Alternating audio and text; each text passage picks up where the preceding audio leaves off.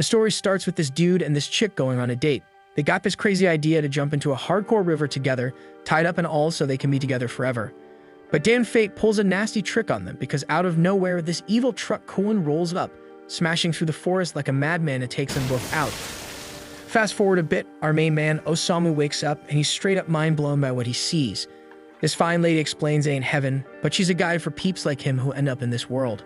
She goes by Annette and she spills that Osamu got chosen and transported to this whole new world.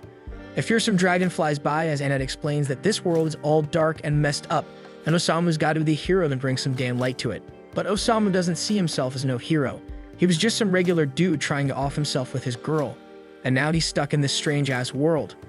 Annette's getting ready to give him some motivational speech to make him want to be a hero, but she's straight up shocked when Osamu does his thing and ODs on some poison pills. Annette cleanses his body of the toxins, but Osamu says that she's just bothering him. Annette straight up demands that Osamu become a hero and fulfill his crazy mission of saving this messed up world. But Osamu is just looking for a way to stop living, so he keeps munching on the pills, but Annette reminds him that he's the freaking chosen one. Osamu fires back, saying he never asked to be chosen. But Annette drops the knowledge that Truck Kun is actually a truck from another world that does some selection stuff. Out of all the unhappy people in Osamu's old world, only the ones struck by Otherworld Truck Kun get a chance to redo their lives in this new world. It's like a freaking world transfer service from Annette's world. Getting hit by Truck Kun means he was feeling hella miserable in his old life, so he got this chance in the new world. Osamu finishes off popping some more pills and he's all pissed, saying that dumb truck messed up the happiest moment of his life, his plan to peace out. He straight up tells Annette they ain't got no right to decide he was unhappy. But from her perspective, she saved him from a life so damn miserable that he was ready to end it all. Annette eventually decides Osamu's whining ain't worth jack because he's bound to change his tune once he peeps his stats. Every single human brought to her world gets gifted with some crazy superhuman powers. But damn, she's shocked when she finds out Osamu's weak as hell. Dude's got only one measly hit point and he is also still poisoned even after she detoxed him. Annette straight up can't believe someone could be this weak, so she goes on a desperate search, hoping to find some special skill or badass ability in Osamu. And damn, she's horrified when she discovers he's got absolutely nothing. She's never seen such a weak otherworlder in her life. Sick as a dog, Osamu tries to bounce, but Annette stops him and finally admits he must have ended up in this world by mistake. She figures that he won't be able to survive in this world, and she's shocked when Osamu finally shows a bit of confidence. He straight up tells her that what she just said sounds more like his real life. Osamu explains that he's always been labeled a failure, no matter which damn world he's in. Annette apologizes again for the screw-up and asks him to stick around for a bit. This world's mad dangerous, filled with monsters and whatnot, so his life's gonna be over the second he steps outside. But Annette's stunned when Osamu tells her not to sweat it because he's looking for his final resting place anyway. The reason she's so shocked is because Osamu is unlike anyone else she's ever met. Annette used to take pride in guiding otherworlders, getting all hyped up to meet them. But soon she realized how stuck up and full of themselves they were. She felt like all she did was kiss heroes' asses all day, so she shut herself off. But now her whole world's been flipped because Osamu's a whole different breed. Osamu gets ready to step into the dangerous new world, but Annette begs him to at least choose a profession first. Dude straight up declares he doesn't need a profession because he's born a Dan writer. And with that, he bids farewell to the girl with the beautiful ears. As he leaves, Annette dramatically declares that she finally gets it. The thing she's been waiting for all along was for this man to enter her life. Outside, Osamu realizes he can't read the writing in this world, but he knows there ain't gonna be any cafes for him to chill at. Suddenly, a voice pops into his head, announcing that he scored 5 experience points for discovering a new area.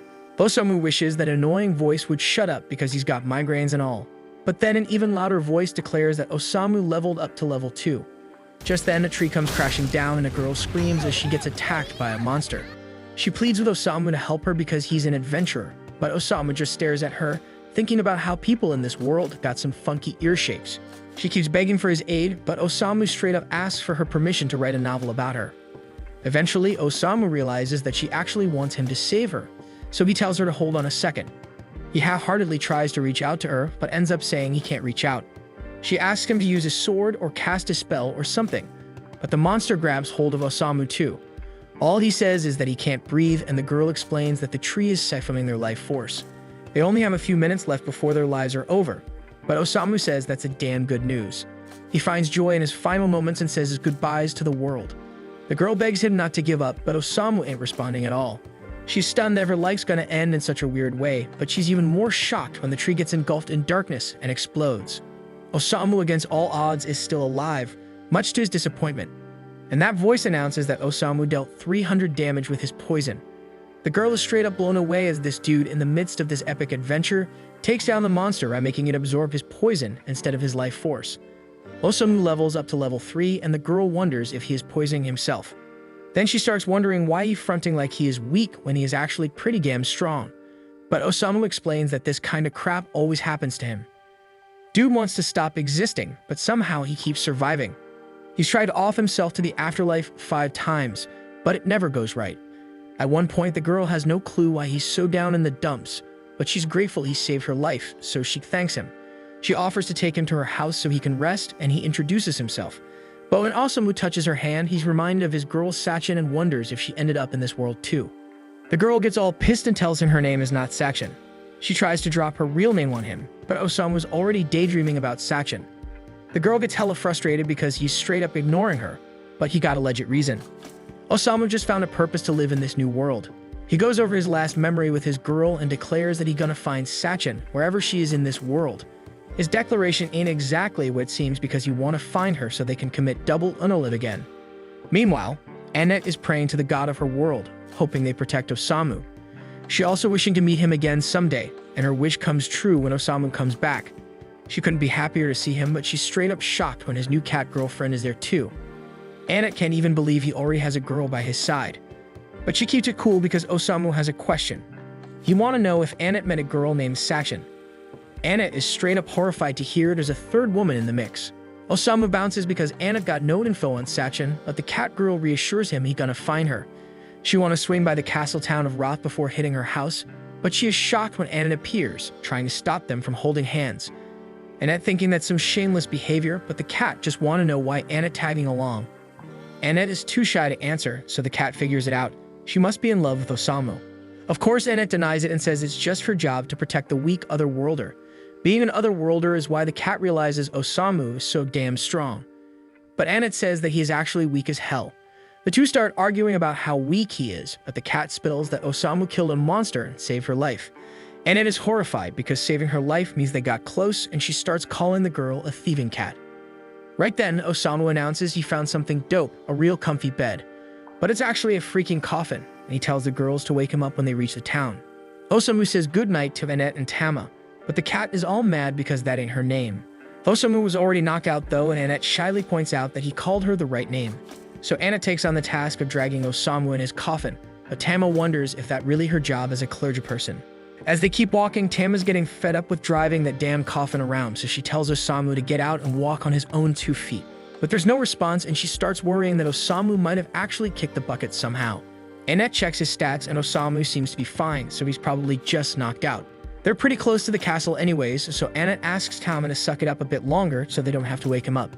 Meanwhile, inside the coffin, Osamu's peacefully dreaming about his beloved Sachin. And no matter where she is, he's gonna find her so they can both die together. A while later, they finally reach Roth, the castle town. Annette and Tama open up the coffin to let Osamu out. Osamu takes a look around the town, and he's damn sure now that he ain't in the same world no more. But before they do anything else, Annette suggests they head to the castle and have an audience with the king, but they end up leaving the coffin right in the middle of the road. At the castle, King Thomas and his daughter Charlotte are happy to meet them. And since they gotta be dead tired from a long-ass journey, the king offers them all a place to crash in the castle chambers for the night. But before that, he wants to hear some of Osamu's pleasant experiences. Osamu can't think of too many pleasant things to talk about, but he did enjoy that coffin ride gear, so he tells the king he's gonna show him what it's like to sleep in a coffin. Out of context, that might sound like a threat and all, but Annette quickly switches gears and compliments Charlotte on how fine she looks. The king mentions that Charlotte's actually getting married soon, so he's looking for some advice about her suitors. Thomas calls for the dudes to be brought in, and that's when we meet the warrior Gomes and the wandering minstrel of love Otto. Lately, because of the wrath of the demon lord's influence, monster activity's gone through the roof, but Thomas is too damn old to handle it himself, so he decides one of these two fellas is gonna become Charlotte's husband and the next king of Roth. Problem is, Charlotte ain't too keen on the idea because she ain't picked a husband yet. That's why he's leaving the choice to a bunch of strangers he just met 10 damn minutes ago. He's making them choose between Gomes and Otto to marry Charlotte, But when the choice pops up, Osamu does the smart thing and says he's never met these dudes before. Charlotte's whole future depends on this decision, so it's stupid to trust a bunch of strangers with it. And if you do something like this without even thinking twice, then he ain't fit to be king. The king's left in shock, and after saying that, Osamu turns to bounce while Anna and Tama are frantically trying to apologize for Osamu's actions. They try to explain that Osamu's from another world, so he can be a bit blunt sometimes.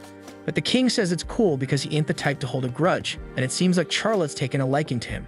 Later that night, while everyone else is knocked out, Osamu spends his time gazing out the window. So Anna gets up and asks if he's having trouble falling asleep. Osamu tells her he just never sleeps well. Anna wants to seize the moment to learn more about Osamu, so she asks him to spill about Saction. But then she peeks a tail popping out from under Osamu's sheets, so she yanks off the covers and sees Tama snoozing on Osamu's thighs. She ain't having none of that shenanigans unless she's the one sleeping with Osamu, so she grabs a pillow and smacks Tama to wake her up. Tama defends herself, saying it's chilly and she's part cat, so it's totally normal for her to snuggle up to people for warmth. While Hannah and Tama keep going at it over this, Osamu gets up and dips out of the room because of all the ruckus. And as he steps into the hallway, he notices a dope-ass light. So he steps outside to peep the lake, and wouldn't you know it, Charlotte's chilling there too. When she spots Osamu, she invites him to vibe with her and enjoy the lake because it's a beautiful night. Osamu agrees, saying the place is so damn beautiful that it makes him feel like he wants to take a forever dive in the lake. Charlotte's shocked to hear him say that and asks if Osamu's got enough problems to make him one off himself. But from what Osamu's seen so far, Charlotte seems like way more trouble than him. After a bit of silence, Charlotte opens up to Osamu, spilling that she can't make up her damn mind about Gomes and Otto. Gomes just got to the castle, but he's already the most dependable soldier they got. And her dad believes in Gomes' strength, so she thinks she should probably go with him. But Otto has been her homie since they were kids, and whenever she felt down, he read her a song and play it to lift her spirits. She doesn't know if she should choose a hubby she loves or one who'd be the strongest king for her dad's sake. Osamu chuckles to himself and says Charlotte's hella kind for worrying about her dad's opinion this much, unlike Osamu, who's tried to cancel his subscription to Life multiple times, always causing problems for his family in the process. But he's never let someone else decide how he's gonna live his life. He thinks Charlotte should make a decision based on what she wants, and to do that, she gotta figure out her true desires. The next day, King Thomas summons Osamu and the crew back to the throne room. He apologizes for the inconvenience, but says he's calling them there because Charlotte's finally made up her mind about who she's gonna marry. He wants them to be witnesses to her choice. Annette is convinced Charlotte's gonna pick Gomes because she's likely to put the kingdom's needs before her own. Tama, on the other hand, thinks Otto's a way better match for her. Thomas tells Charlotte to walk up to the man she's chosen and speak her vows to him. So Charlotte starts walking, but instead of going to Otto or Gomes, she grabs Osamu's hand and says she wants to drown in the lake with him. Nobody can believe their ears, especially Annette, who collapses to the ground. Charlotte goes on to explain her reasons, saying that after talking with Osamu last night, she thought long and hard about who to choose, and that made her realize something. At first, she was leaning towards picking Otto because he always sang to her when she was feeling down. But now she remembers he'd sing to her even when she wasn't sad. He was even singing last night, and he never said he was in love with her. So he probably just wanted to perform his latest song for someone, and Charlotte happened to be there to listen. And as for Gomes, he's a no-go because he stinks something fierce. The king straight up be asking Charlotte to think again and choose a damn husband. But that's some crazy-ass shit to worry about because she already said she wanted to die with Osamu. Charlotte ain't taking none of that and snaps back at Thomas, telling him it was a dumbass move to force her into marrying someone without even asking for her opinion, like she never even wanted him married in the first place. Thomas never took a moment to consider her damn feelings, but Osamu, he actually gave a damn about what she thought and respected her decision.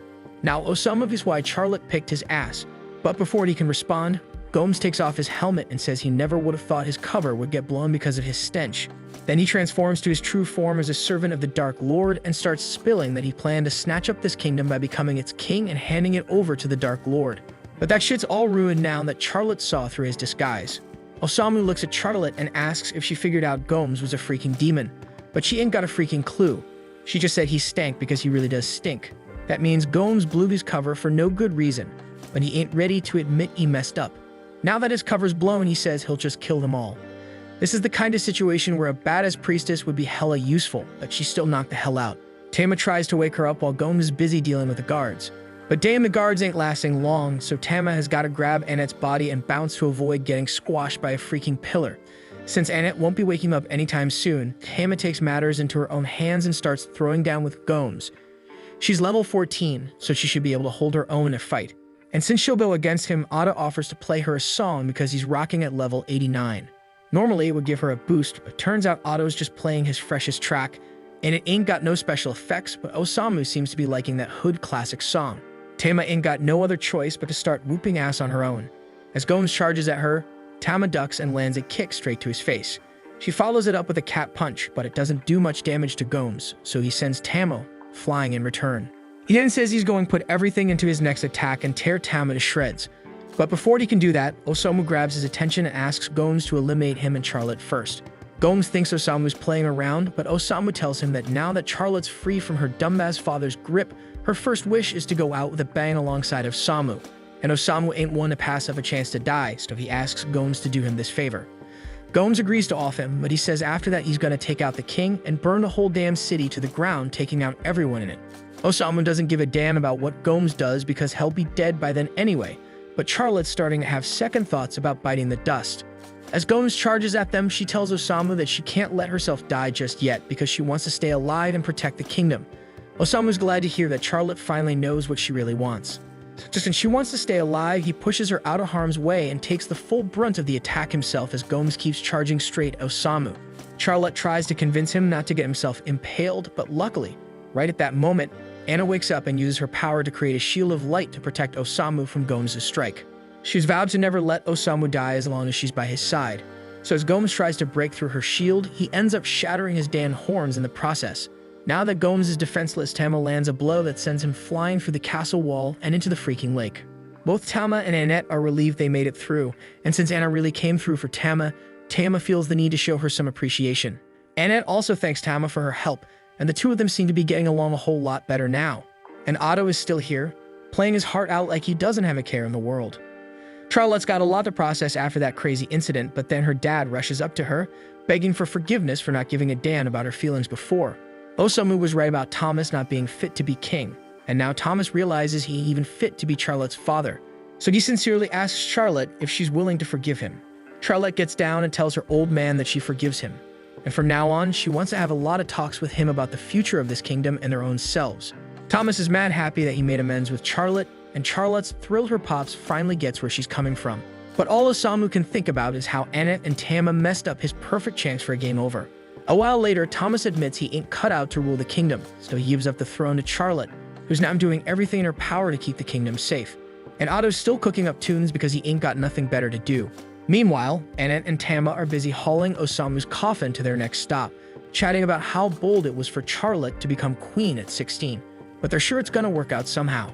Osamu pops out of the coffin and says what really matters is that Charlotte made the decision for herself and she's standing by it, and that's something Osamu finds beautiful. After dragging Osamu around for a long time, Tama asks Annette if they can chill because she's beat.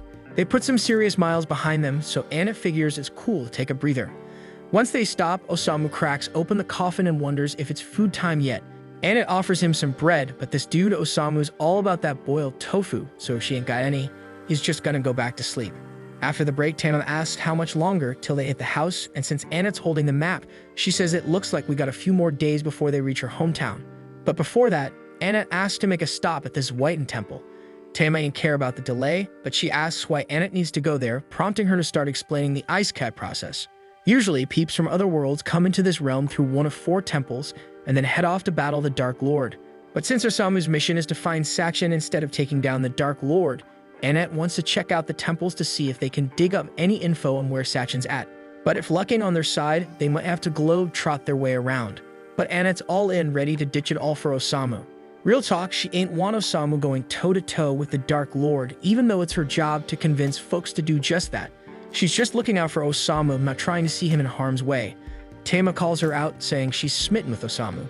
Annette denies any impure intentions, even if it's painfully obvious at this point. She claims Osamu breathed new life into her work when she was feeling burnt out, so now she's on a mission to help him find his missing person. That's all. Tama asks if that means Annette would be cool if she found out Sachin was actually Osamu's lover or something. Even though the thought hurts, Annette still wants to see it for herself.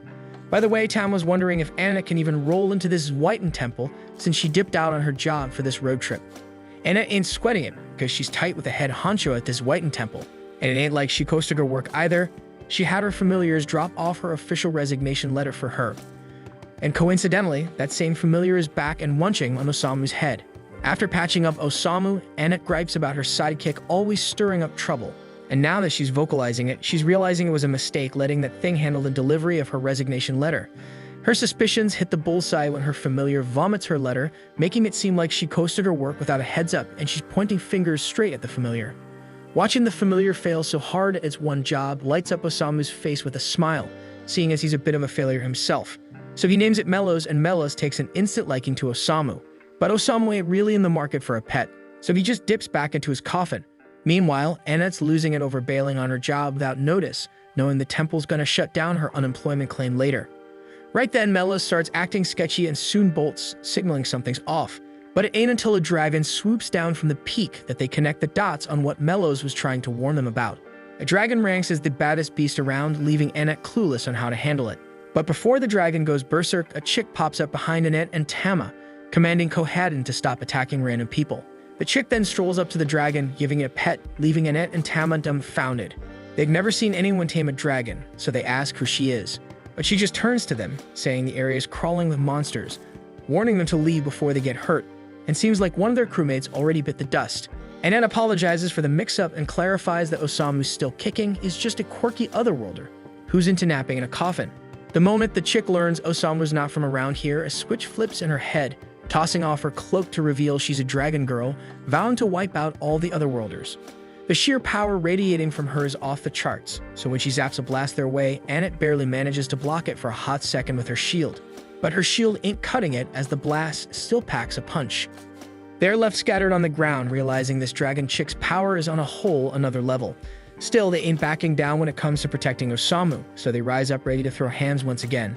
But this dragon girl ain't having none of their interference, so she brings down heavy pressure, forcing them back to the floor. While they're pinned, she stands over them, letting Annette peep the mark on her neck, a mark Annette knows is that of the wrathful Dark Lord. This Dark Lord's about to end Annette and Tama, but before she can do the deed, Osamu steps up, telling her to chill with the violence towards the others. He tells her she's got beef with folks from other worlds, and that means the one she's after is him. Osamu tells her she can do whatever she pleases to him, and since he ain't resisting, the Dark Lord agrees to leave the others be. In a split second, she punches right through Osamu's chest. As he hits the floor, this Dark Lord declares herself as Waldelia, telling Osamu to rest in peace forever.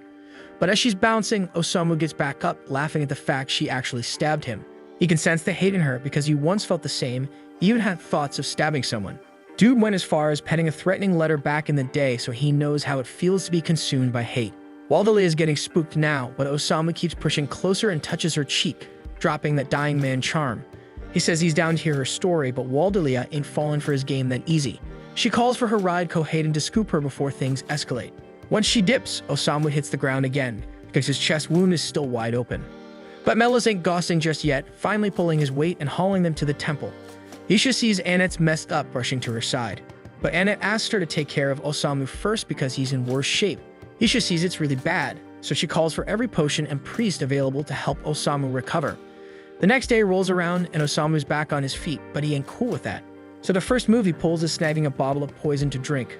While he's on that mission, Annette gives props to Isha for all her help and promises to return the favor down the line. Annette then drops a question about this otherworlder named Sachin to Isha, but Isha's drawing a blank on that name. Isha figures Sachin must be posted up at some other temple. More importantly, Isha asks Annette why she's suddenly rolling with an otherworlder. She was shocked when she heard Annette bailed on her work, but deep down she's low-key relieved because she knew Annette was too soft-hearted for that line of work. But Isha ain't down with Annette teaming up with an otherworlder because she's seen firsthand that most of them are just shady characters. These folks get divine gifts to take down the Dark Lord, but they all call their gifts as overpowered skills and use them for dumb shit, like starting a failing rap career. One of these jokers is called Kotaro, and he was unfortunately given the power to destroy the world's economy by mass-producing gold coins like crazy. He tries to charm the girls by offering to buy them whatever they want in exchange for a good time, but Isha ain't having it. She tosses his gold right back to his face and tells him to bounce because she's in the middle of a serious chat. Kotaro was a headache, but he kind of proved his own point that otherworlders aren't good people. Annette tries to vouch for Osamu, claiming he's not cut from the same cloth as the rest of them, But Isha ain't buying it because Osamu's vibes scream trouble. Isha warns Annette that sticking by Osamu will lead to ruin, but Annette stands firm that Osamu ain't a bad influence because she's seen herself change for the better since linking up with him. But Annette's defense about Osamu being a positive force takes a hit when he rolls up asking for cash to score drugs, and she gladly hands him whatever he needs. Isha starts thinking Annette might be too deep in the mix if she's already this tied to Osamu. Isha's at least curious about Osamu's gift, but she's thrown for a loop when Annette spills that Osamu ain't got no gift at all. Even though he ain't got no gift, Osamu still put himself on the line to shield Annette and Tama from the Dark Lord. But this news hits Isha even harder because the Dark Lord supposedly bit the dust 7 days back at the hands of some Otherworlders. Next thing you know, we're peeping the throne all stained up from the former Dark Lord's blood, with the Otherworlder who took him out chilling on it. Meanwhile, Waldelia is lurking in the shadows, swearing to avenge her old man's death. Later on, Annette links up with Tama and drops the bomb that the Dark Lord got taken out a week back. Isha got wind of it from the church recently, and it's a dope deal because it means peace might finally be settling over Zauberberg. But if the Dark Lord's really dead, then who was trying to off him earlier? Annette ain't got the answer to that one. And now that Tama's thinking it over, didn't Osamu roll up 7 days ago too? If the Dark Lord was already done for by then, why'd they still bring Osamu into the mix? Right then, Osamu tears up his notes and falls on the floor, so Tama's checking in on what's wrong with him this time. He spills that he's been struggling to write all the craziness that's gone down since he touched down in this world. Annette asks if he wrote anything about her, but Osamu admits he didn't jot a single word about her. If anything, he felt a burst of inspiration after crossing paths with Waldelia, hoping for that same spark to ignite creativity again, but Tama says she's not going to do any dangerous shit with him. Annette suggests they all dip into town to unwind, and with her future with Osamu in mind, there's a few things she wants to snag for him.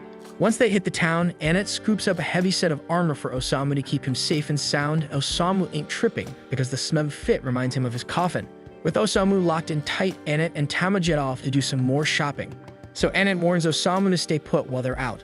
A while later, Yusha's walking through town when she spots a crew of kids gathered around a massive suit of armor, and she's shocked to find Osamu snugly sitting inside. Rushing off the curiosity about why he's rocking that heavy gear, Yusha drops the bomb that she's got something to chat with Osamu about. She lays it down that from here on out, Annette's leaving with her because she's convinced sticking with Osamu will only lead to misery. Yusha orders Osamu to cut ties with Annette immediately.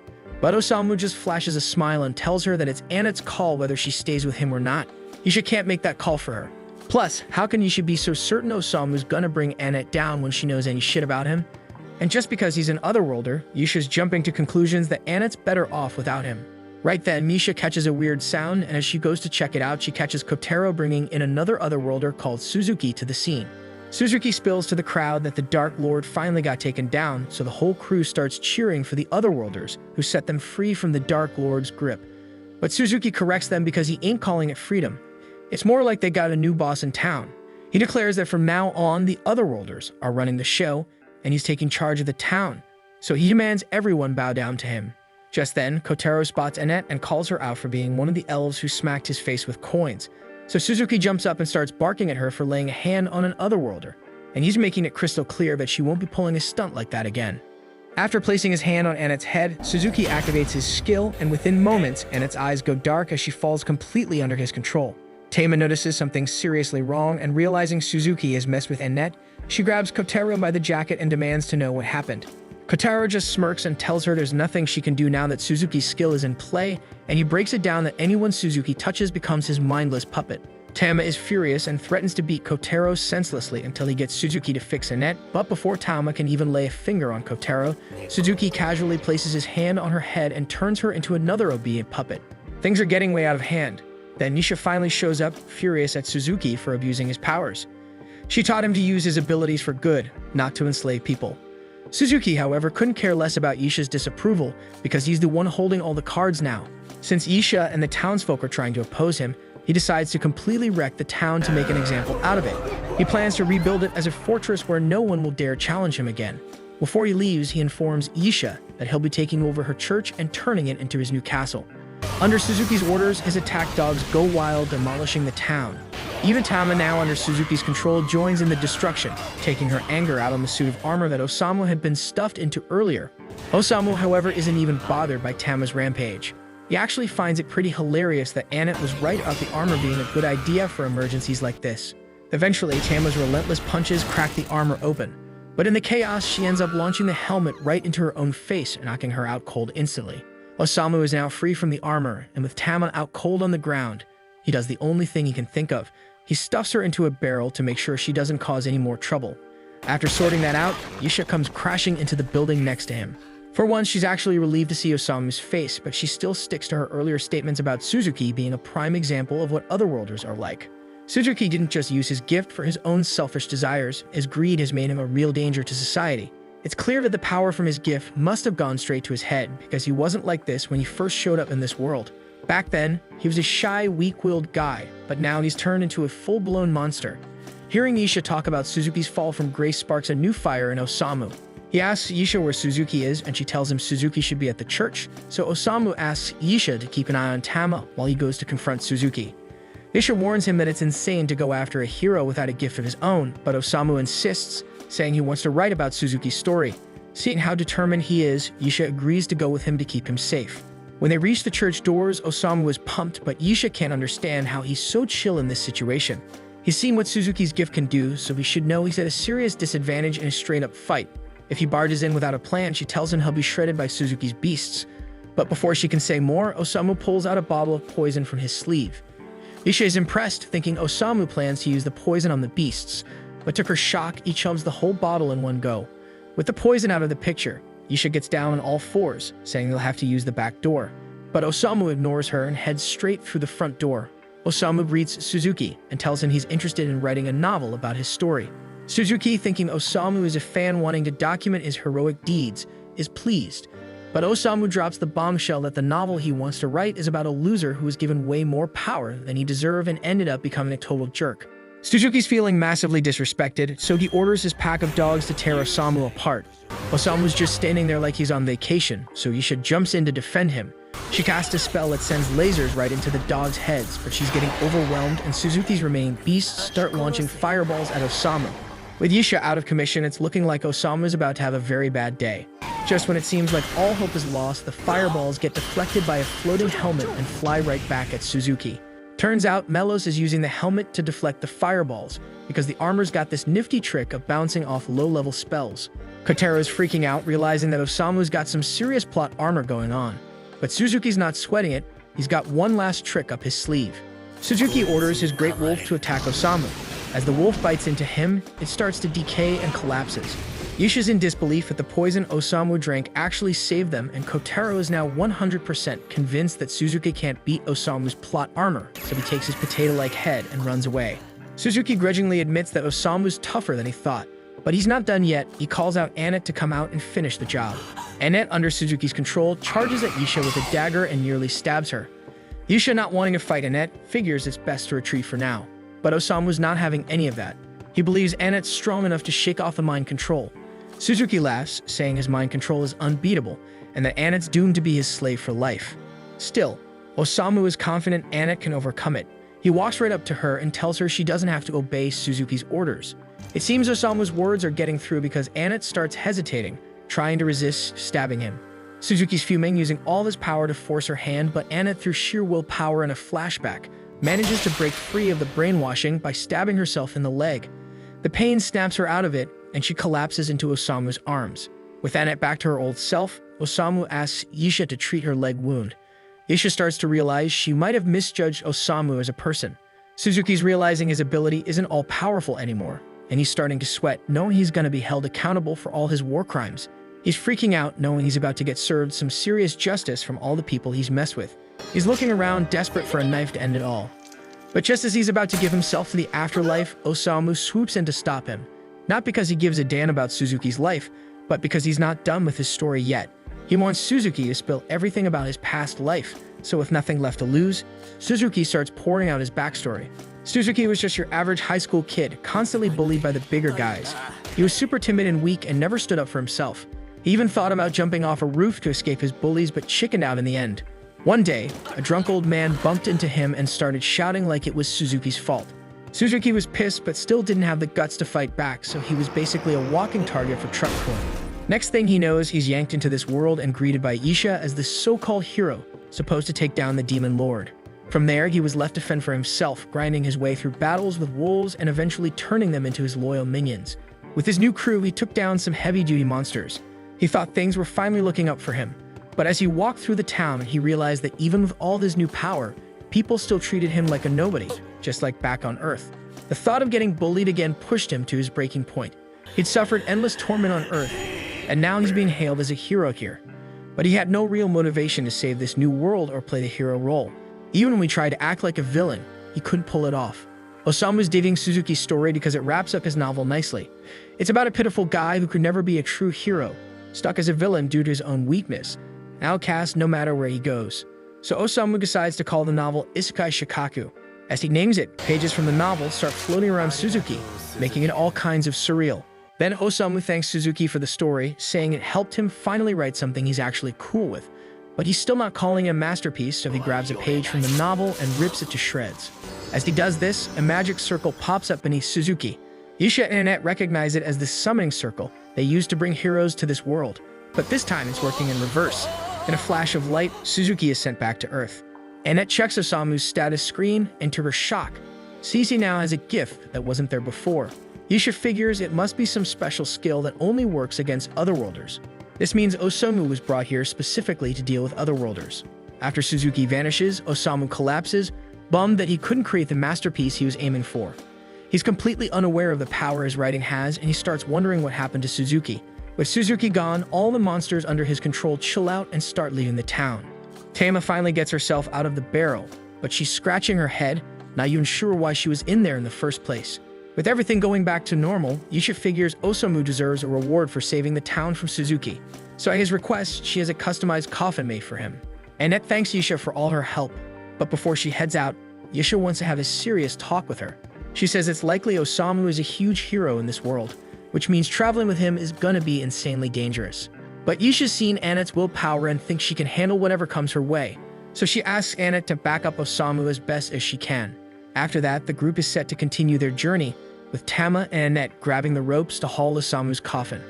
Before they leave, Yusha has one more question for Osamu. She's been mulling over Suzuki's downfall. Suzuki was a decent guy before he got his powers and came to this world, so Yusha wonders if he turned bad just because he was summoned.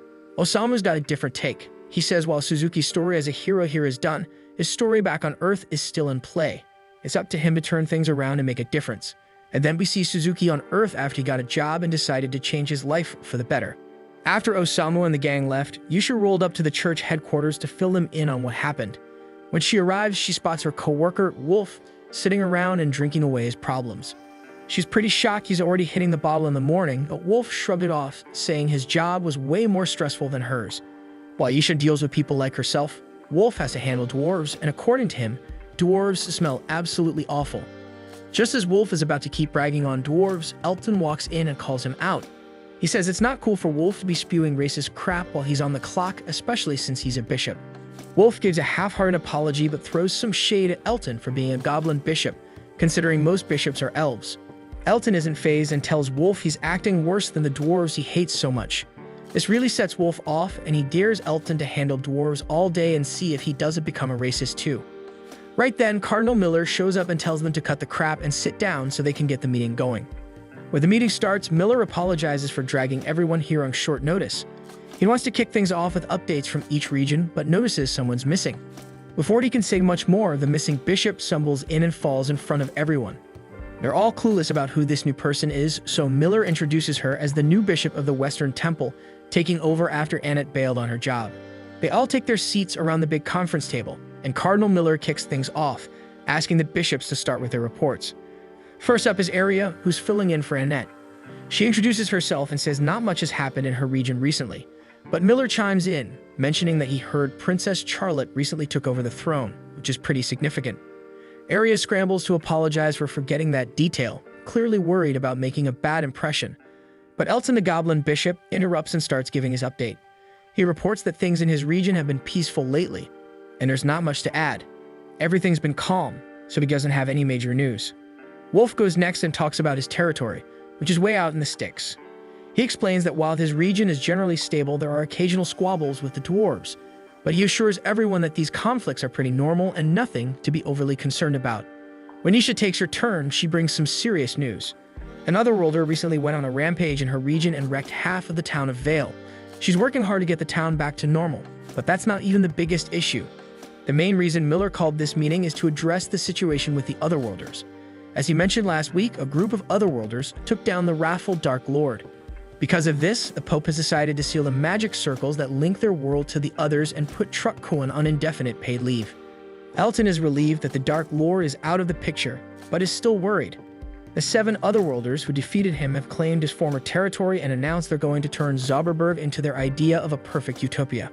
This whole situation is shaping up to be nothing short of a declaration of war, and it's got the Pope seriously shaken. The Otherworlders were initially seen as divine saviors, angels sent from above to rescue this world from doom. The Pope had a genuine affection for them and saw them as key allies. But now it seems they've turned against him, which is a huge blow.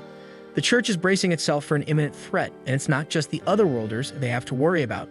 There's also the chaos they've been spreading across various regions and the mysterious disappearance of the Dark Lord's daughter from his fortress. It's hard to believe that the Otherworlders, who were once the Church's greatest allies, are now its biggest adversaries.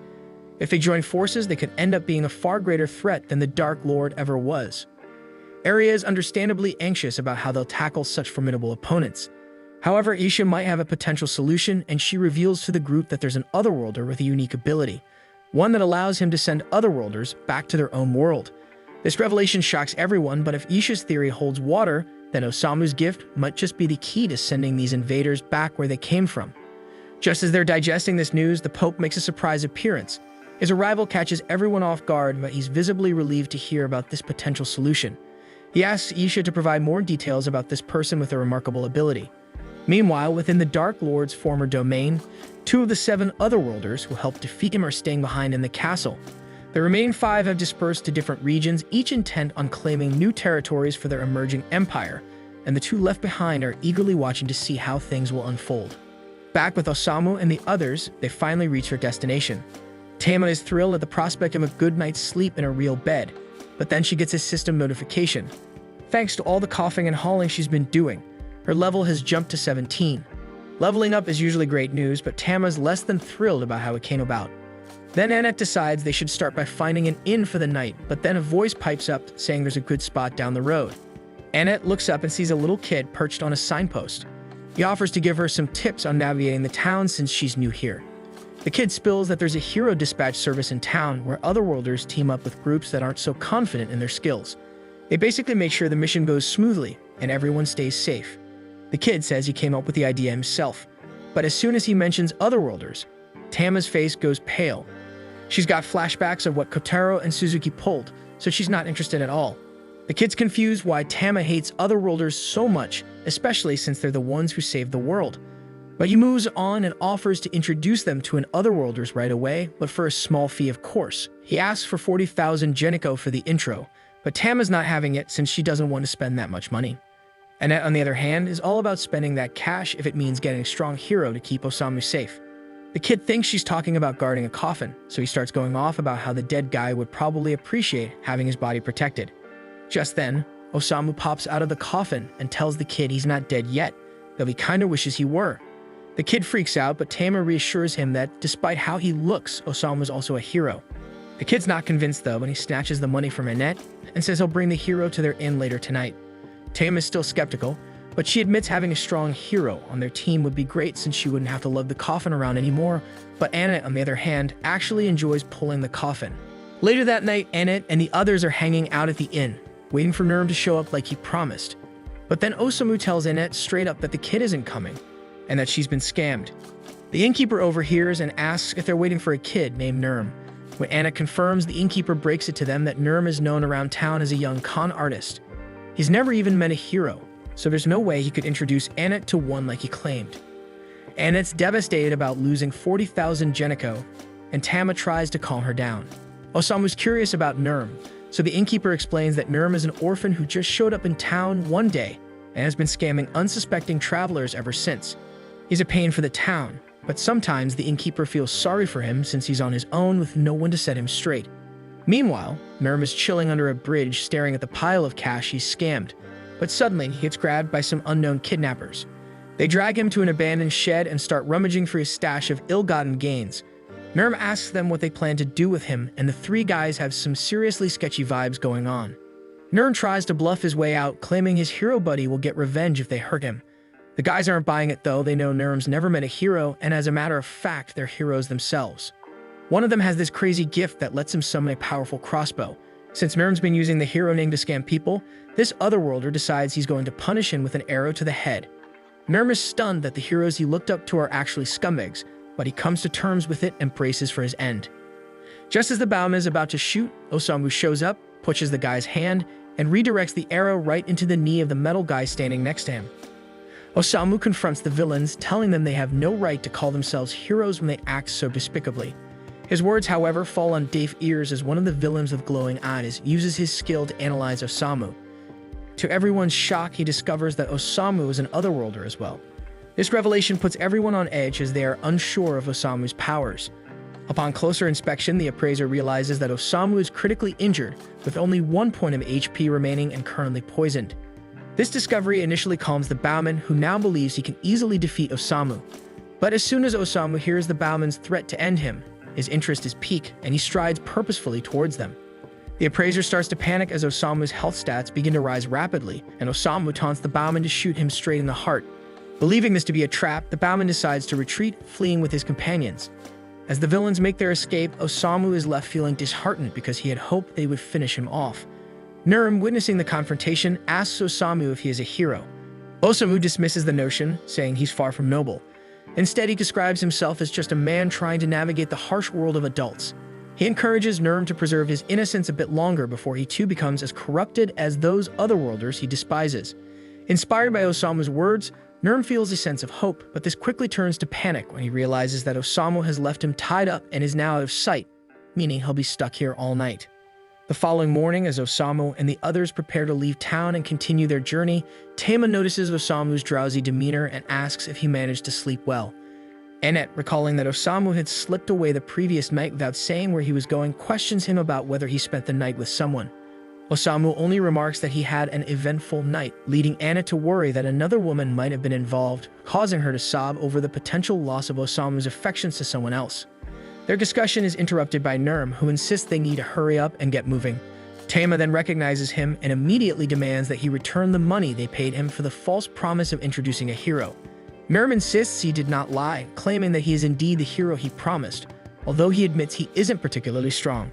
The scene shifts to the group on their journey, where Osamu suddenly hears an announcement in his head that he's discovered a landmark called Grund Castle.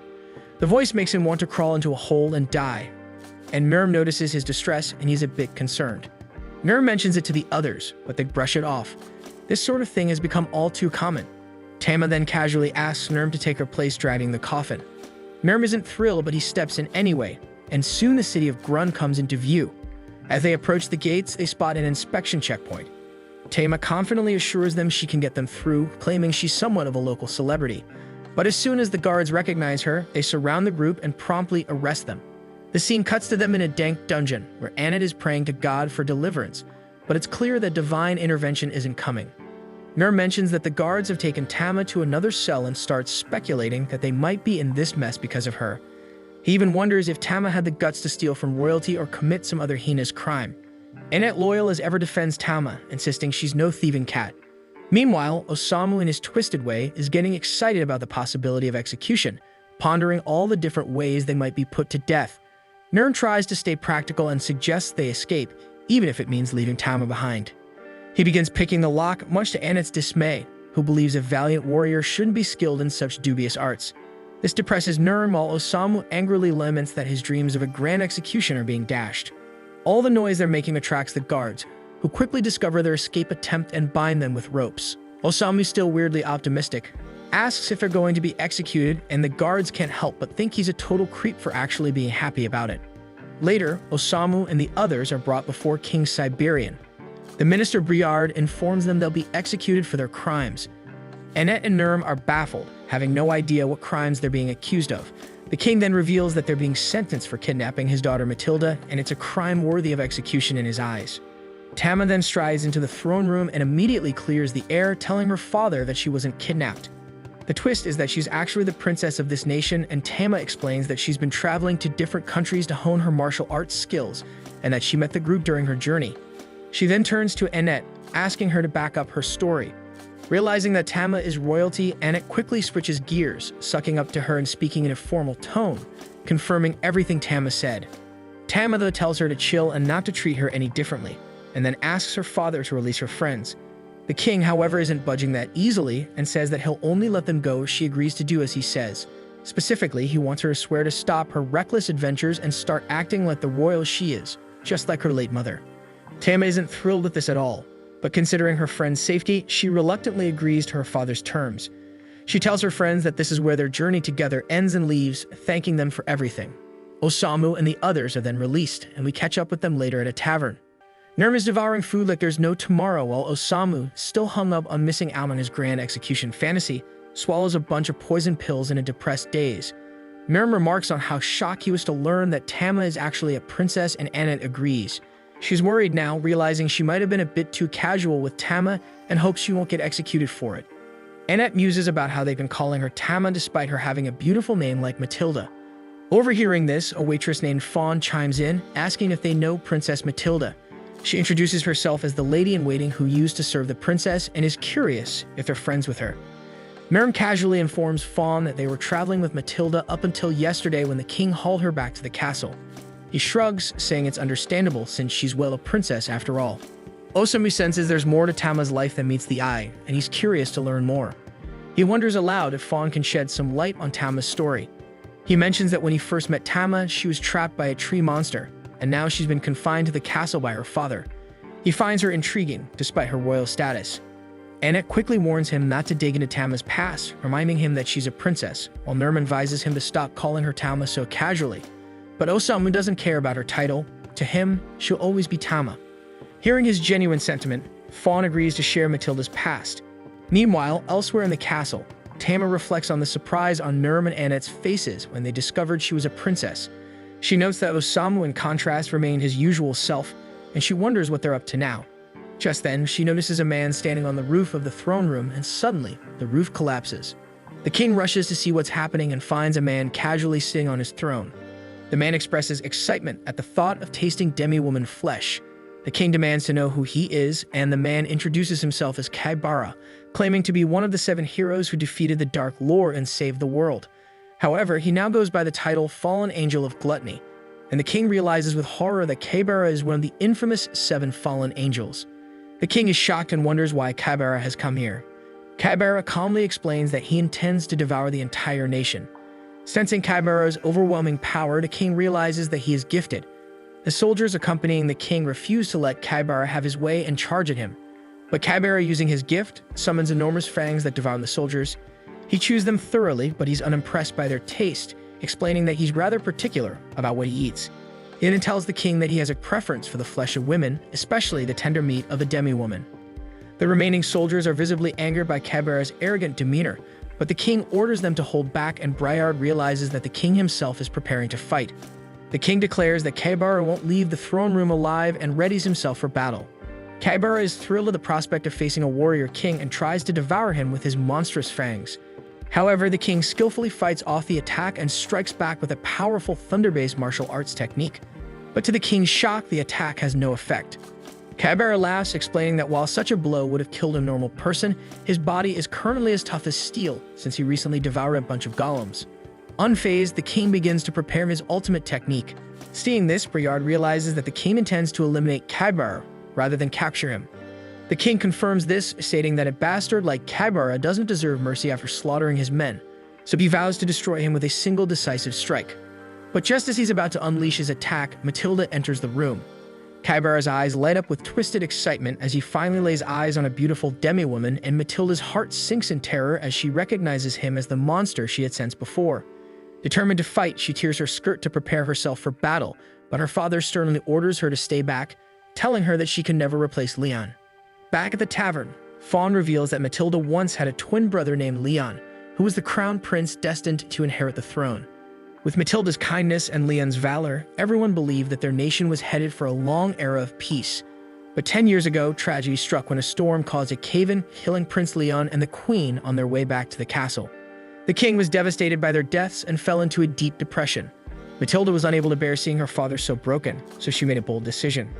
She asked to have her hair cut to look like Leon's and vowed to take her brother's place, hoping to ease her father's pain. But instead of bringing them closer together, this act only deepened the rift between them. Back at the castle, the king tries to warn his daughter that her martial arts skills won't be enough to defeat Kaibara, but Matilda is offended and recklessly charges at him. Kaibara is almost amused and nearly devours her with his twisted gift, but the king intervenes, sacrificing his right arm to save her. Kaibara, curious about the depth of parental love, expresses disappointment, noting that the king won't be able to unleash his ultimate technique with his arm in such a state. To taunt them further, he shows Matilda her father's severed arm in his mouth, enraging her. She attempts another attack, but Briard steps in, knocking her unconscious and swiftly fleeing with her. Frustrated that his meal has escaped, Kaibara decides to save her for later, shifting his focus back to how he should enjoy the king. Meanwhile, back at the tavern, Annette thanks Fawn for sharing Tama's story. Nurm asks Osamu what he's been scribbling, but before he can answer, Briard bursts in, relieved to see Fawn. Carrying the unconscious Matilda, he reassures them that she's only fainted and explains that they barely escaped with their lives. The castle of Grun has fallen to an evil otherworlder who appeared out of nowhere. Suddenly, a loud blast echoes from the direction of the castle, and the citizens of Grun witness their captured cane display for all to see. Kaibara, now standing before them, introduces himself as their new ruler. With a twisted smile, he assures them that there's no need to worry, promising not to oppress them. Instead, he reveals his true horrifying intentions. He only wants to feast on the flesh of demi-humans, specifically targeting women and children. The men, he says, can continue working as usual. One brave soul hurls a rock at Kaibara, but he's swiftly consumed by the monster. Kaibara, feigning surprise, admits that perhaps it was misleading to claim he wouldn't eat men. Now that they've angered him, he declares that the men will be on the menu too. As panic spreads and the demi-humans attempt to flee, Kaibara coldly informs them that it's pointless. He's already stationed Dark Lord's former minions throughout the town to prevent any escape. With a chilling laugh, he promises to see them all at the dinner table before retreating back into the castle. Osamu is totally hyped by this unexpected twist, thinking Tama is the ultimate tragic heroine. First, she was held captive by her own father, and now she's the princess of a fallen nation. But he knows Tama isn't the type to just roll over and accept this fate. He urges her to wake up and take control, to show him how her story really plays out. In the meantime, we see Tama dreaming of her mother, who tells her something important to always remember.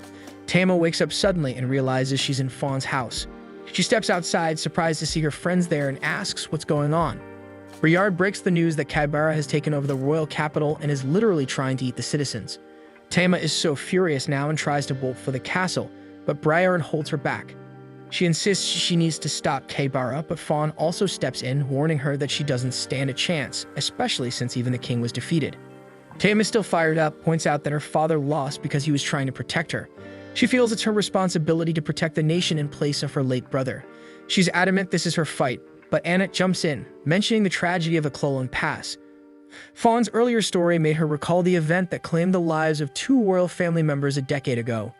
Annette admits she had no idea that those lost were Tama's mother and brother, but she remembers how the entire country mourned their deaths.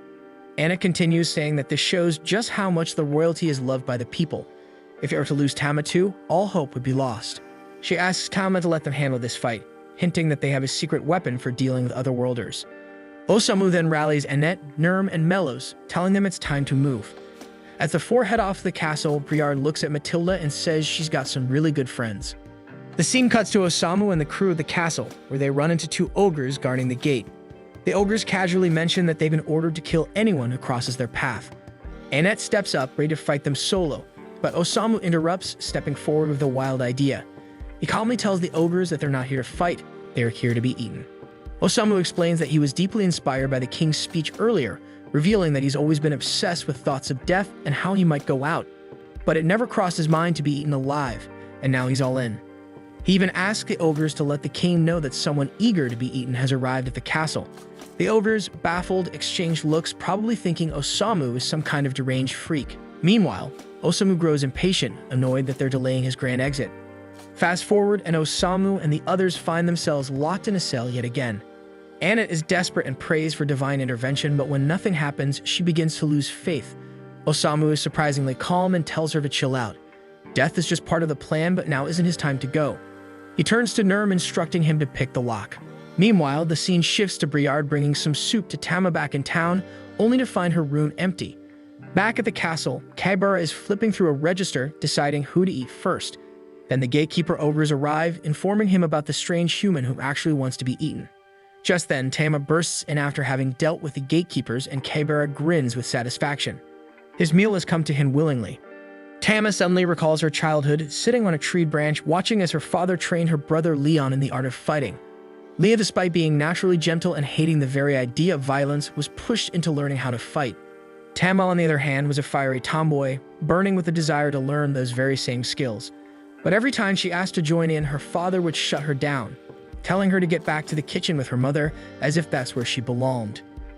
Stepping back to the present, Tama swore to herself that today she'd prove her strength to everyone, while Kaibara grinned from ear to ear, thrilled to see her, knowing she walked right into his trap the moment he used her father as bait. Rising from his throne, he taunts her, stating he loves to play with his food, and kicks a demon lying at his feet straight at Tama. She barely dodges the body, horrified at the sheer power behind his attack. But it was all just a distraction. In a flash, Kaibara closes the distance and unleashes a brutal electric attack on Tama, sending her crashing into the wall. She's stunned because this was her father's ability, so Kaibara starts laughing like the sadistic monster he is, revealing that his secret ability is gluttony, which lets him use anyone's powers after tasting them. And now, he plans to tear her apart using her father's skills before eating her alive. Meanwhile, Osamu and his party manage to escape the prison and navigate the winding halls of the palace. Anna asks if Osamu has a plan, but instead of heading straight for the throne room, he leads them into a different chamber, one that belonged to the queen when she was alive. He makes a beeline for the dresser and tries to open the drawers, only to find them locked. Nern, frustrated, urges him to stop wasting time and focus on saving Tama. But Osamu, ever the charmer, flatters Nurm, saying that the team once again needs the services of a valiant warrior. Nurm, now in high spirits, eagerly opens the dresser, revealing a hidden book inside. Back in the throne room, Tama struggles to stay on her feet under Kaibara's relentless assault.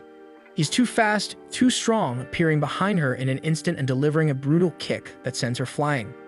And before she can even react, he's above her, driving her into the ground with a bone-crushing elbow. He laughs, mocking her, telling her that her martial arts are nothing but trash and that she'll never be able to defeat him. But as Tama lies there, battered and bruised, she remembers her brother Leon, how he trained tirelessly, never giving up even though he hated fighting. Summoning every ounce of strength, she forces herself to stand again, despite her father's desperate pleas for her to retreat, knowing the gap in their power is too vast. Kaibara, on the other hand, is practically drooling with excitement. Her resilience only makes him more eager to taste her flesh. His twisted mind flashes back to his previous life, where he was a spoiled brat, born into a world of unimaginable wealth.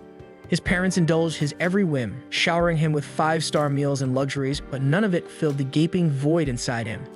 He grew up a sociopath, numb to everything, craving something, anything, to make him feel alive. So one day he snapped, attacking a maid with a fork just to see what it felt like. His bodyguards had to drag him off her, but thanks to his rich parents, he faced no consequences. His life continued, empty and pointless, as he wandered the city in his Speedo, beating homeless people for sport, thinking they should just build a home if they didn't have one. Luckily for the world, Truck-kun did everyone a favor and sent this psycho to another world. But even here, Kaibara remained a complete maniac. He laughs maniacally, declaring that he'll devour this entire kingdom until there's no one left to consume.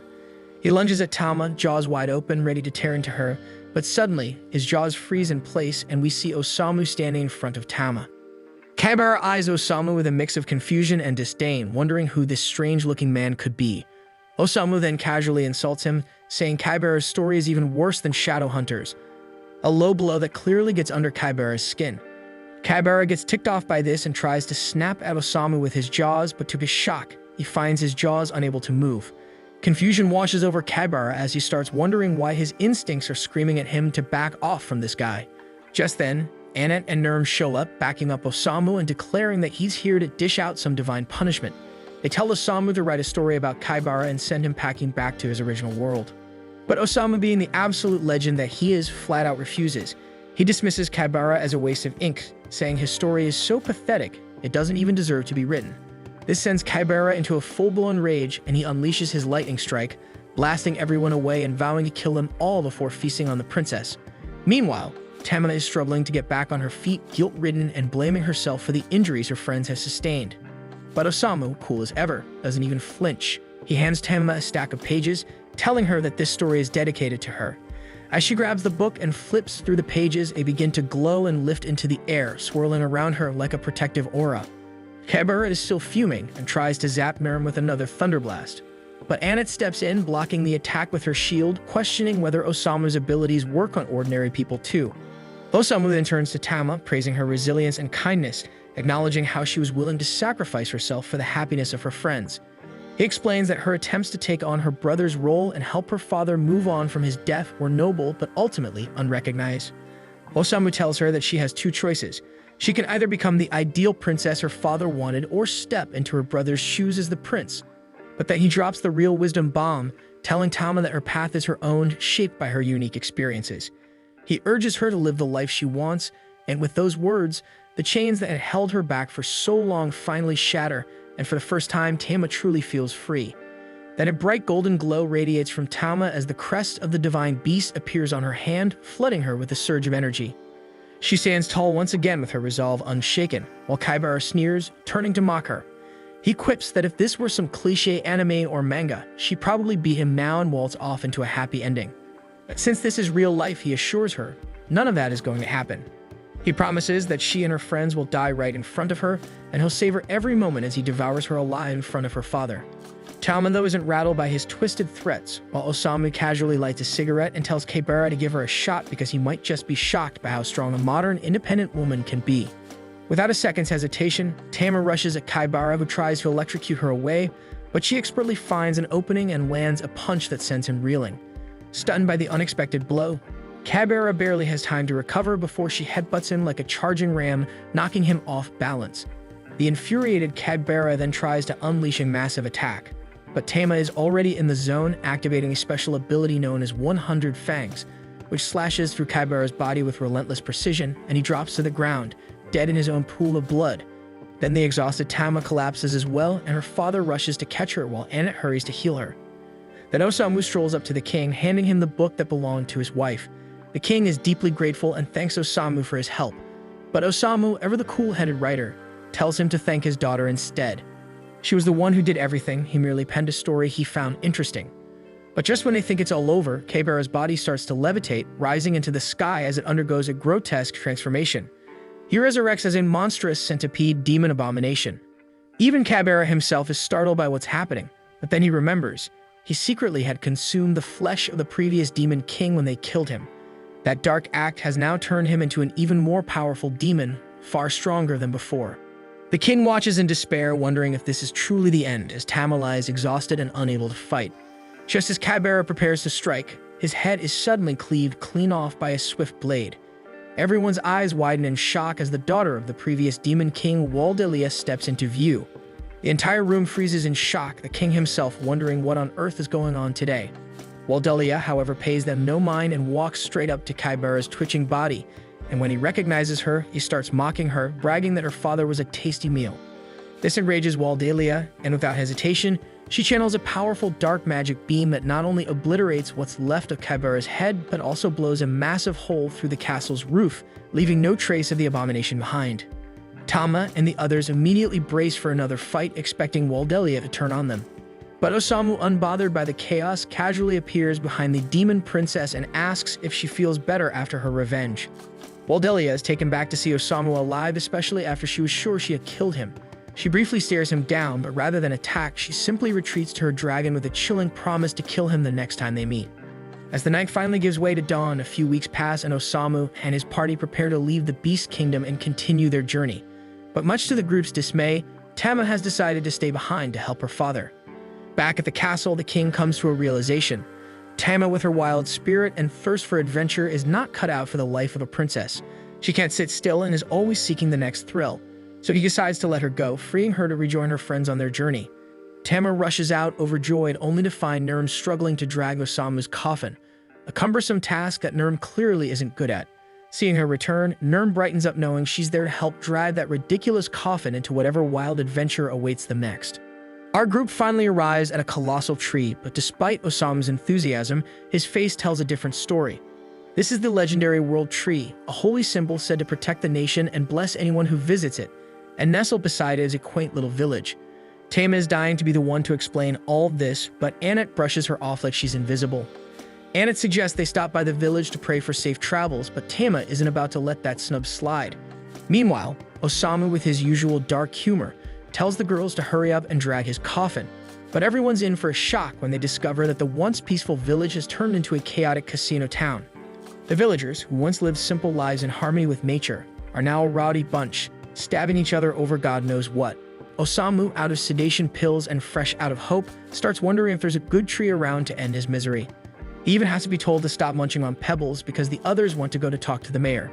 The mayor spills the tea. A few months ago, some otherworlders rolled into town, fascinated by the world tree, and decided to stay. They built the casino, attracting all sorts of lunatics otherworlders from every corner of the place. The mayor then shows them a withering leaf, explaining that ever since these otherworlders arrived, the world tree has been growing weaker by the day, and now it's beginning to wilt. The tree seems to be mourning the arrival of the otherworlders, so the mayor pleads with our heroes for their help.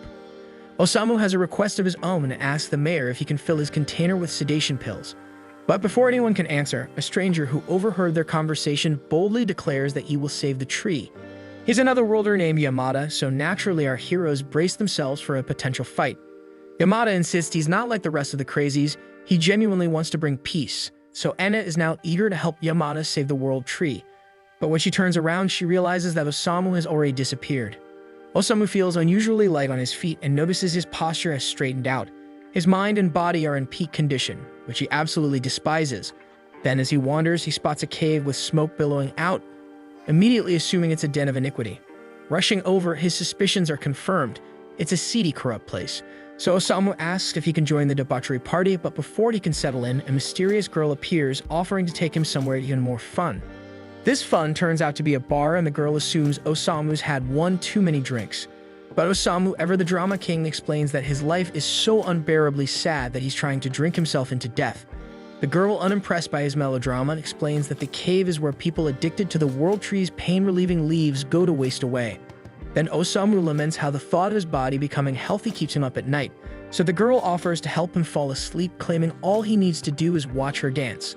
Osamu is skeptical about that, but she tells him to just watch, so he agrees. As she dances, Osamu finds himself lulled into a rare moment of peace, calling it a pleasant night. Meanwhile, Annette is losing her mind, wailing like a banshee as she frantically searches for Osamu. Her horror peaks when the girl from the bar, carrying a passed-out Osamu, shows up at the mayor's house. The mayor is immediately furious, recognizing the girl as Eshi, and scolds her for daring to come to his home. Eshi wishes Osamu a good night and leaves, but the mayor mutters about how she's just another soul ruined by her own choices. Eshi is infamous around the village, known as a witch with a dreadful reputation. She was the only one powerful enough to stand against the otherworlders when they started building the casino. But instead of fighting them, she opened a bar and started raking in cash by seducing fallen otherworlders with booze and dancing.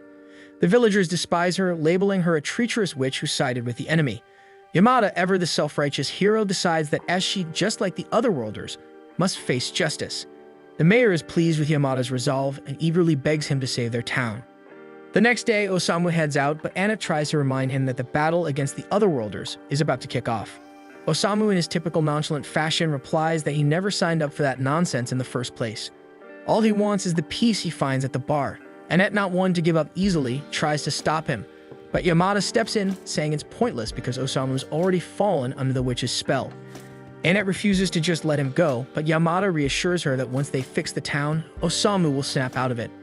At the bar, Osamu credits Eshi for helping him forget his troubled past, which finally allowed him to get some sleep. Eshi then warns him about getting too close to her, hinting that she might end up ruining him. But Osamu says that's exactly what he wants. They then toast to their misery, and Eshi begins to explain the legend of the world tree. According to her, when the spirit of the tree descends, all the weak and sick will be saved. She suggests that Osamu pray to the tree to ease his pain, but Osamu, with uncharacteristic insight, surprises her by revealing that he knows she's the one who truly needs saving. He tells her that her dancing was filled with sadness, leaving her speechless. Just then, a group of thugs barges in, ordering drinks like they own the place. One of the goons threatens another guy who lost all his money, telling him to get it back or he'll be making a donation of his kidneys. The thug then complains to his boss that the casino isn't raking in as much cash because fewer people are gambling, and he suggests they move the casino. But the boss dismisses the idea, saying they just need to lure in the villagers from across the nearby bridge. It'll be a piece of cake. Just show them how much fun gambling can be and get them hooked on the world tree's leaves. Eshi, hearing this, reminds the boss of his promise not to mess with the villagers, insisting that only otherworlders were supposed to gamble.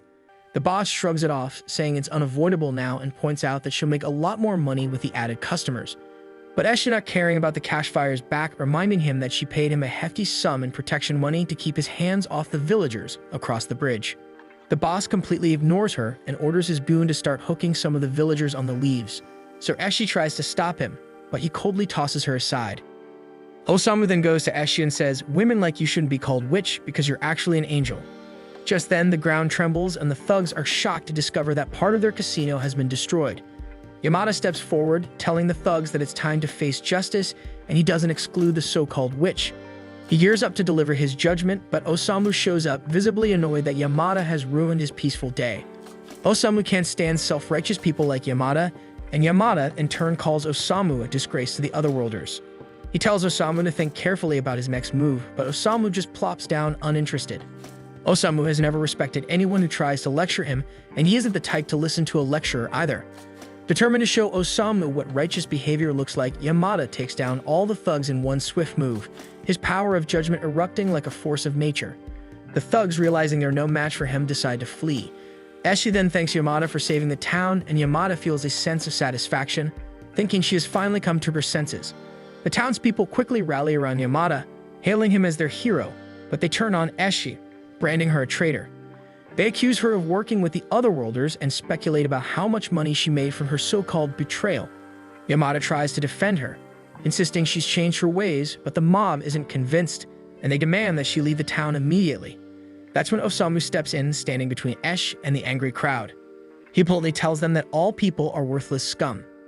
The crowd thinks he's defending the witch, but Osamu explains that Eshi was the only one truly fighting to protect the town. Every night, she kept the thugs satisfied and under control, ensuring they didn't harm the villagers. Without her efforts, the thugs would have turned on the townsfolk long ago, so Osamu declares her the true savior of the town and shames everyone for throwing rocks at her. Despite his words, no one believes him, and Esh, with a resigned expression, tells the crowd it's okay. She apologizes as she leaves, and the townspeople celebrate, thinking they've successfully driven the witch out. But Yamada is horrified, realizing the gravity of what just happened. Osamu, who saw this coming all along, remarks that the line between righteousness and evil is a blurry one. Yamada, filled with doubt, wonders if it's all his fault, but Osamu simply replies that he doesn't know. All he knows is that this town willingly cast out its own protector. Our heroes then leave, and the mayor has another request for Yamada. The Otherworlders have made a killing selling the World Tree's leaves, so now they've decided to keep the business going and sell the leaves themselves.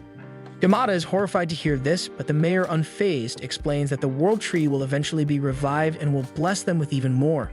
The mayor then asks Yamada to be the town's bodyguard, ready to deliver justice if the witch and the Otherworlders try to return. Yamada can't believe how twisted things have become, especially when the mayor sweetens the deal by offering him 10% of all profits. As Yamada considers Osamu's words, he starts to wonder what he's truly gotten himself into. Back with our heroes, Osamu is deep in thought and realizes he's no different from everyone in that village. He couldn't save Eshi, and the weight of that failure hangs heavy over everyone. But then they're all stunned as the World Tree, once a symbol of life, begins to wither away completely. The mayor, watching his grand plans crumble to dust, is left in shock, and no one can make sense of what's happening. Back with Osamu, Eshi reappears in a completely different light form, thanking him for understanding her, and she expresses hope that he can find some peace in life before she fades away. And luckily for Osamu, Eshi leaves behind a parting gift, filling his bottle with sedation pills. Then, as he recalls her words about the tree spirit descending to grant the wishes of the sick, the truth about her identity dawns on him. And with this realization, Osamu finds a rare moment of peace and calmly munches on his pills like there is no tomorrow. The group's journey soon takes them into a scorching desert, where the relentless heat becomes unbearable. It's so blazing hot that Nurm has to stop to hydrate the magic carpet, while Osamu actually seems to find it amusing, probably because there's a chance he might pass out from heat stroke. Tama turns to Annette and asks if they really have to cross this entire desert, since all they can see ahead is endless hot sand. Annette hesitates, unsure whether they should keep pushing forward or not. She wants to take the shortest route to the Dritten Temple, which cuts straight through the desert. But given how things have gone so far, she doubts they can make it across without getting roasted alive. They're struggling, but then it hits them that Nurm seems totally unfazed by the heat. Nurm reveals that the heat doesn't bother him because he was actually raised in this area and knows how to navigate the desert like the back of his hand. This is fantastic news since Nurm can now guide them through this unforgiving wasteland. His first tip for surviving in the desert: believe it or not, it's actually safer to travel during the day despite the heat. At night, you're way more likely to run into monsters or bandits, so daytime should be the safer bet. Or so they thought until they end up getting ambushed by bandits anyway. The bandit leader, who looks like he just stepped out of JoJo's Bizarre Adventure, is an otherworlder named Toru. He declares that this is his territory, and if they want to pass, they'll need to pay a fee. This is the last thing Tama wants to deal with when it's already so damn hot, but they have no choice since they're cornered. And it quickly tells Osamu to hide inside the coffin, but with this heat, the coffin is basically an oven, so she changes her mind and tells him to stay outside instead. Tama and Annette spring into action, fighting off the bandits together. With all the adventures they've been through, they are far too powerful for the bandits to handle. However, it looks like Osamu has already passed out from heat stroke, and Toru sees him as a defenseless target and decides to make his move on him instead. Miramen stands close to Osamu, ready to defend him from Toru, but he's still too scared to draw his sword. Toru stops in front of Miramen and taunts him, mocking the idea that someone who's clearly never held a sword thinks he can protect anyone. He reminds Nurm that wielding a sword means being prepared to die, and he's not above killing kids. Toru even threatens to use his scorpion venom to give Nurm a slow, painful death and asks if that's really what he wants. Nurm might not be ready for such a gruesome end, but Osamu definitely is. Osamu, half delirious from the heat, starts inching up Toru's scorpion, practically begging for that excruciatingly painful death. Toru's weirded out by Osamu's bizarre request, but assumes Osamu thinks he's bluffing about the poison. To prove he's not, Toru stabs Osamu with the scorpion, pumping him full of venom.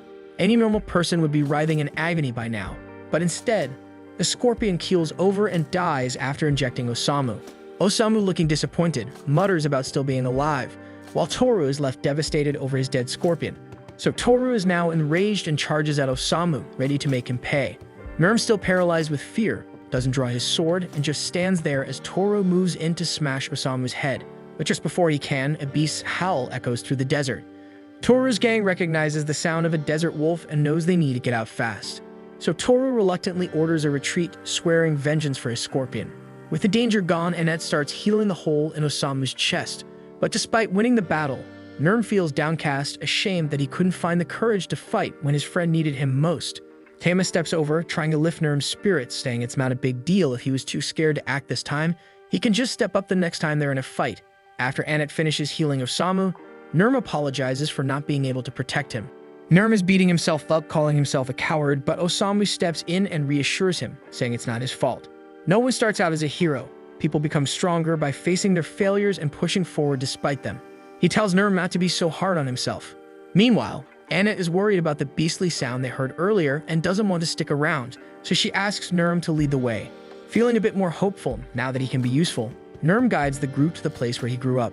They arrive at the Wasp orphanage and Nurm says they can stay the night there. As he walks inside, he spots 3 familiar faces he hasn't seen in a long time, and the kids are also overjoyed to see Nurm back after such a long time away. Kathy, the woman who raised Nurm, comes out and warmly welcomes him home. Then the group is treated to a hearty meal alongside the orphans. Nurm is thrilled to finally taste Kathy's cooking again, and today's meal is extra delicious since a generous stranger has been donating lots of ingredients to the orphanage lately. Kathy mentions she'd love to thank this kind person, but she has no clue who they are. One of the kids turns to Nurm and reminds him that he once promised he wouldn't come back to the orphanage until he had become a valiant hero, and they ask if he's managed to do that yet. Tama then watches closely to see how Nurm will respond after his stumble in the recent battle. Nurm knows he isn't a valiant hero, but he tells the kids he's technically part of a hero's party, and he's technically not lying since Osamu qualifies as a hero from another world. Osamu, however, quickly denies being any kind of hero, saying he's just an author who writes stories, so the kids get excited and beg him to tell them a story. Osamu is game and is about to launch into one of his famously depressing tales, but Kathy quickly intervenes and insists no one is traumatizing the kids before bedtime. Later that night, with all the kids finally asleep, Annette comments on how adorable they are.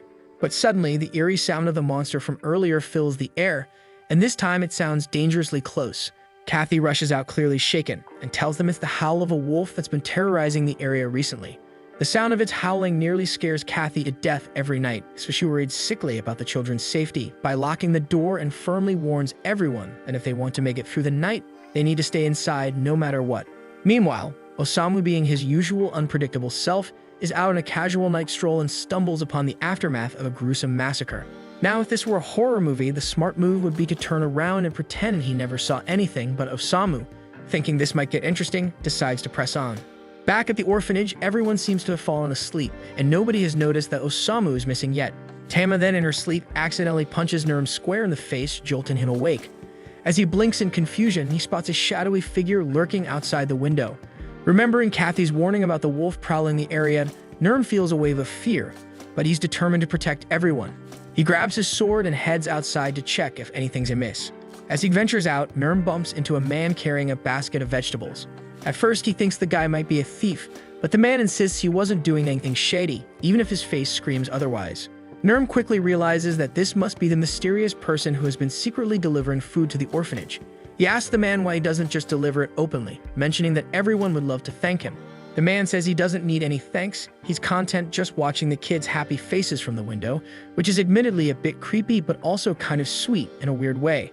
So seeing his intentions aren't bad, Nurm invites the man to come and sit with him. The man asks why he hasn't seen Nurm around the orphanage before today, so Nurm explains that he's been traveling, but he grew up here after his parents passed away when he was younger. He then points out the sword nearby, which once belonged to his father. Nurm shares his dream of becoming a hero worthy of wielding that sword, so that the other kids from the orphanage can be proud to have him as their big brother, even though he sometimes struggles to find the courage to pursue it. The man's eyes well up with tears at Nurm's story, and he tells Nurm he's a great kid. But Nurm just shakes his head, saying he doesn't think there's anything special about himself. To lift his spirits, the man asks if Nurm could share some stories about his travels so far. Nurm is happy to oblige, and they start swapping tales. All the while, Osamu lurks in the corner, scribbling notes because he finds Nurm's story quite compelling. Nurm and the man chat through the night, and as the sun rises, the man gets ready to leave, but before he goes, Nurm invites him to join them for breakfast, saying everyone would love to meet him. The man appreciates the offer, but insists that supporting them from the shadows is enough for him, and besides, he doesn't feel he deserves their thanks. Nurm then senses a bit of sadness in the man and wants to cheer him up, so he asks if he has some more free time to spend. The two head out into the desert, and with the man's keen sense of smell, they quickly track down an oasis. Together, they gather all sorts of crops for the orphanage. Meanwhile, back at the orphanage, Osamu has reached his limit with the kids' antics and decides to retreat back into his coffin to avoid them. Annette and Tama find this absolutely hilarious, but then they hear a noise outside, so they open the door and are stunned to see a pile of fresh food waiting on their doorstep. Later that day, Nurm is worn out from all the hard work he's been doing all morning, but he's feeling pretty good about himself for gathering so much food for the orphanage and spending time with the man. A bit later, Kathy bursts into the room with awful news. Nurm was expecting to hear about the mountain of food that had been delivered, but instead, she tells him that one of the kids, Nate, has been kidnapped by Toru's gang. Toru is right outside, threatening to hurt Nate badly unless the orphanage pays up. Tama is shocked that Toru would stoop so low as to hold a little kid hostage for ransom, but she assures Kathy that she, Annette, and Miriam will handle it, and that everyone else should stay inside where it's safe. The trio heads outside, and the moment Toru sees them, he orders his men to attack. Annette and Tama jump into the fray, fighting off the attackers, but they're struggling and could really use some backup. Meanwhile, Nurm is frozen in fear again, unable to move, but before he can become an easy target, the man from before shows up and pulls him to safety. Nurm is in tears, overwhelmed by his own cowardice, knowing Nate is in danger, but his body just won't respond. The man flashes back to a time when he too failed to protect someone he loved, and he's not about to let history repeat itself with Nurm. He turns to Nurm and tells him he will take care of everything from here on out. He confesses that he's an otherworlder and back on Earth, he lost someone dear to him because he was too weak. But here in this world, he finally has the power to protect what matters. The man then transforms, revealing that he is the very wolf everyone in the area has been fearing. And without hesitation, he launches himself at Toru and his gang. The moment they realize the wolf is upon them, Toru drops Nate and starts to run for his life. But the man now in his wolf form isn't about to let Toru get away so easily. Scum like Toru had robbed him of everything. So with his newfound strength, the man is ready to finally exact his revenge for a lifetime of suffering at the hands of people like Toru. Nurm understands the immense pain the man must have gone through, but he also realizes that if the man actually kills Toru, he will never be the kind person he once was. So Nurm finally musters the courage to draw his sword and steps in front of Toru to stop the man from delivering the killing blow. Toru tries to seize the moment to escape, but the man, driven by rage, continues his pursuit and destroys Toru's new Scorpion bike.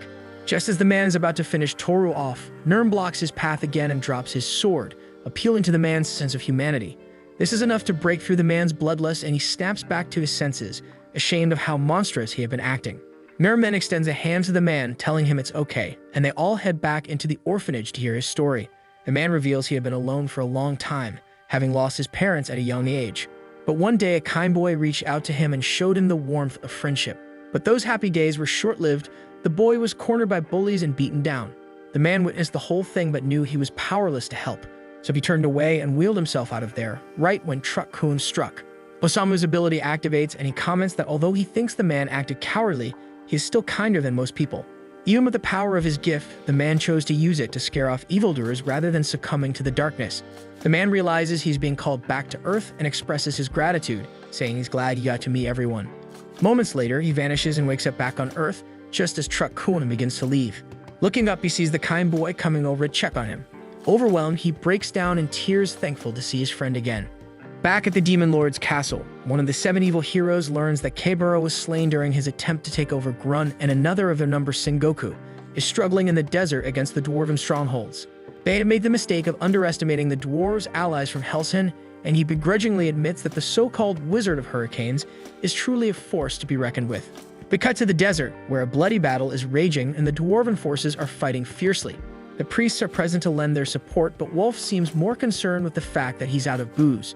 Isha, exasperated, asks him how he can think of drinking at a time like this, but Wolf dismisses her concerns, telling her to stop being so uptight. Isha grabs him by the collar, reminding him that he is supposed to be in charge of this nation and should act like it. But Wolf corrects her, saying he never agreed to be the leader. The people had decided to make him their leader, even though he's just a priest, and now he's expected to fight a fallen hero. As the fallen hero's army launches a full-scale attack, Isha pleads with Wolf to do something before the city is destroyed. Wolf reluctantly agrees and asks the dwarf general Durain to help lure the enemy to the east as part of a plan, but Durain dismisses Wolf, declaring he has no intention of following orders, and instead charges at the enemy head-on with his axe. But despite his defiance, Durain still ends up luring the lizardman to the east, just as Wolf had requested. With the lizardman drawn away, Wolf instructs Isha to stand back, warning her that he's going to have to get serious with his magic. With the main enemy force now isolated, he summons a magic circle beneath their feet and conjures a massive hurricane that shreds them to pieces, so the brutal attack forces the fallen hero to retreat with his remaining troops. Wolf turns to Isha with a calm smile and tells her they won the battle for today. But as Wolf begins to walk away, Isha's eyes widen as she spots a figure floating inside the swirling hurricane. So she stares in shock, realizing that it's Osamu caught in the magical storm. After everyone returns to the city, a party is held to celebrate their victory against the fallen hero. Durain is given a seat of honor for his great contributions to the battle, and Wolf also has a seat of honor. Taking his place, Wolf thanks all the dwarves for their hard work, especially Durain. Durain acknowledges that Wolf did a good job as well, even if he is an elf. But despite their differences, the two seem to share a mutual respect, and the celebration continues. In the background, Tama and Miram are seen stuffing their faces with as much food as they can, while Isha watches them with a smile. She hadn't expected to run into Annette and the others anytime soon, so she's surprised to see them here. Annette explains that her group got lost in the desert, and before they knew it, Osamu had been swept up in a sand hurricane. Isha asks how Osamu is doing, and Annette assures her that he's fine. He only suffered minor injuries because he was mostly protected inside his coffin, though Osamu doesn't think of it as a blessing since he ended up surviving because of it. And to make matters worse, his precious coffin was destroyed, but Annette promises to buy him a new one as soon as she can. Wolf then approaches to apologize to Osamu for accidentally catching him in his hurricane and nearly killing him, but Osamu is more annoyed that Wolf couldn't finish the job properly. Meanwhile, it turns out Wolf has a familiar of his own, and Melos is completely smitten with it. Wolf asks Osamu to forgive his mistake, reminding him that they are in the middle of a war, but Osamu and the others seem confused, having no idea a war is even happening, so Isha offers to explain the situation. She informs them that their nation is currently under attack by one of the 7 fallen heroes, and as soon as Tama hears about the fallen hero, she proudly declares that she was the one who defeated the fallen hero who attacked Grun. Wolf has a hard time believing that Tama actually managed to pull off something like defeating a fallen hero, which ticks her off. She insists that her party is strong and shouldn't be underestimated.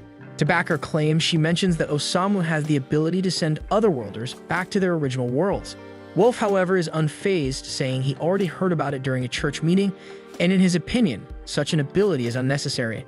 No matter what powers the otherworlders possess, Wolf is confident he can outclass them with his magic, so he tells them he doesn't need their interference and to lead the fallen heroes to him. As he walks away, Tama mutters, asking if Wolf is really strong enough to justify being such a jerk. Isha, however, confirms that Wolf actually is that powerful, and he's known as the Wizard of Storms, one of the strongest mages in the entire world. Even the fallen heroes would struggle to withstand his incredible magic. Meanwhile, back at the Demon Lord's castle, the Dark Knight returns, much to the surprise of the other evil heroes who never expected him to be forced into retreat. He brushes it off, stating it's no problem because he plans to fight in the battle personally tomorrow, and this time he is confident he won't lose. One of the other heroes, however, suggests it might be better to let the women handle this battle since they're much better suited for it. As we see a close-up of one of the women's hands, there is a rope around it, similar to the one Osamu has, implying she is Sakshin. The other woman, busy making origami, is asked if she's ready to fight. She stares back blankly, silently agreeing to join the battle. Back at the dwarf village, Osamu takes a walk with Melos, who is feeling depressed after being rejected. Osamu offers him some blunt advice, telling him to get used to the feeling of heartbreak because it's not going away anytime soon. Still, he understands the desire to be with the one you love, so he offers to help Melos find his crush. They decide to think of a name for her, and Osamu suggests they call Melos' crush Femelos. And by pure chance, they spot Femelos with Wolf, who is surrounded by a crowd of fangirls. The women fawn over Wolf, offering to take turns with him, but Wolf turns them all down for today and walks away. Osamu remarks that Wolf seems to be quite popular with the ladies, unlike Melos. However, he encourages Melos not to give up on courting Femelos, reassuring him that persistence might eventually win her over. Osamu and Melos then continue to follow Wolf and Femelos until they arrive in an old house, where Wolf knocks on the door. There's no answer, and Wolf accepts that the woman inside doesn't want to talk to him at the moment. He tells her that he must continue with the war, but once it's over, he promises to come back for her. Osamu is taken aback, surprised to see that even someone as popular as Wolf has his own complicated love story. Not wanting to intrude any further, he decides to leave with Melos, quietly departing from the scene soon after. The next day, Durain receives word that the enemy is attacking again, and it's time to head to war. Tama eagerly gets up, saying she wants to fight too, but Durain tells her there's no need. He reminds her that she and the others are guests and insists she let him handle it. Outside, Durain and Wolf then address the dwarf army, declaring that today is the day they will finally end the war once and for all. The dwarves, fueled by determination, rally for battle, and things initially seem to be going well. But suddenly, a damn dragon appears, unleashing a devastating blast across the entire area. This is the Jade Dark Dragon, a creature once belonging to the Dark Lord, now under the control of an otherworlder. Wolf feels pity for the dragon, but he doesn't see it as much of a threat. He's taken down plenty of dragons before, and this one should be no different. As he prepares to blast it with his magic, his eyes lock with those of a fallen hero riding the dragon, and suddenly he finds himself unable to cast his spell. The girl dismounts the dragon and greets Wolf as her former master. Before he can respond, she uses her powers to capture him, so Isha rushes to help. But the girl touches Isha's hand with her dark power, causing a sudden wave of weakness that brings Isha to her knees. The girl coldly states that she'll be back to kill Isha later, but for now she has business with Wolf, so she mounts the dragon again and flies away with Wolf in her grasp. Once Isha regains her strength, she urgently calls down to Durain, ordering an immediate retreat. The troops pull back to the castle, and once they're safe, Isha informs them that Wolf has been kidnapped. Durain, visibly shaken, admits he has no idea what to do. Wolf was the backbone of their defense, and without him, the troops are in disarray and the castle walls will soon be breached. As everyone scrambles to find a solution, Osamu points out to Melos that Femelos is broken-hearted over the loss of her master. He suggests that this might be the perfect opportunity for Melos to use her heartbreak to win her affection. With a plan of forming, they decide to set off to rescue Wolf, and to learn more about him, Osamu and Melos head back to the old house they saw him visit before. Hoping to uncover some details about Wolf's past, Osamu knocks on the door and asks to speak with the woman inside. After a few tense moments, the door creaks open and an old lady steps out. So Osamu realizes there might be more to Wolf's story than he initially thought. Then we see Wolf waking up, bound in front of the Dritten Temple. The girl Yuriko is there, and it's clear she has many memories of this place, having practically grown up there. Then as the temple guards realize there's an intruder, they rush out to confront Yuriko and rescue Wolf. However, given Yuriko's power, their chances of success seem slim. As Yuriko prepares to kill the guards, she thanks Wolf, explaining that it's because of him she was able to fully master her abilities. She warns him to stay out of her way so she won't have to kill him too. Back at the dwarf castle, Yisha shares her theory with the others, suggesting that Yuriko was once Wolf's student. She mentions that Wolf used to be very passionate about training otherworlders, but one day he abruptly stopped and turned to alcohol to drown his sorrows. While she isn't certain if Yuriko is the reason behind Wolf's behavior, she emphasizes that their top priority is rescuing him, so she urges Durain to send soldiers to aid in the rescue. Durain wishes he could help but explains that the castle is currently surrounded and he doesn't have any soldiers to spare. With no other options, Kema steps up, volunteering herself and the others to go rescue Wolf instead. Annette agrees and turns to ask Osamu if he is on board with the plan, but she realizes that he isn't there. He's been missing for a while. Just then, Osamu walks into the room carrying the old lady they met earlier, causing quite a stir. Annette is visibly upset, tears in her eyes because Osamu has never carried her like that before. By the next morning, the team is ready to depart for the Dritten Temple to rescue Wolf. Doreen apologizes for not being able to send any soldiers with them, but Tama reassures him, saying it's fine since he crafted new equipment for everyone. However, Osamu grumbles that the gear he ordered hasn't arrived yet, and he is far from a satisfied customer. Then Doreen tries to explain that Osamu's request was very complex and will take longer to complete, but Osamu dismissively tells him to hurry up and get it done. Isha steps in, reminding everyone that they need to get moving since Wolf's life is still in danger. But there's still the question of how they're going to reach the Dritten Temple, all the way on the other side of the desert, without exhausting themselves. Just then, they hear a voice coming from beneath the sand, and it's Toru.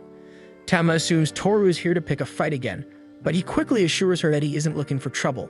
He explains that after Nurm saved him from a mauling, he turned his life around. Now he works as a bus driver by day and protects the orphanage by night.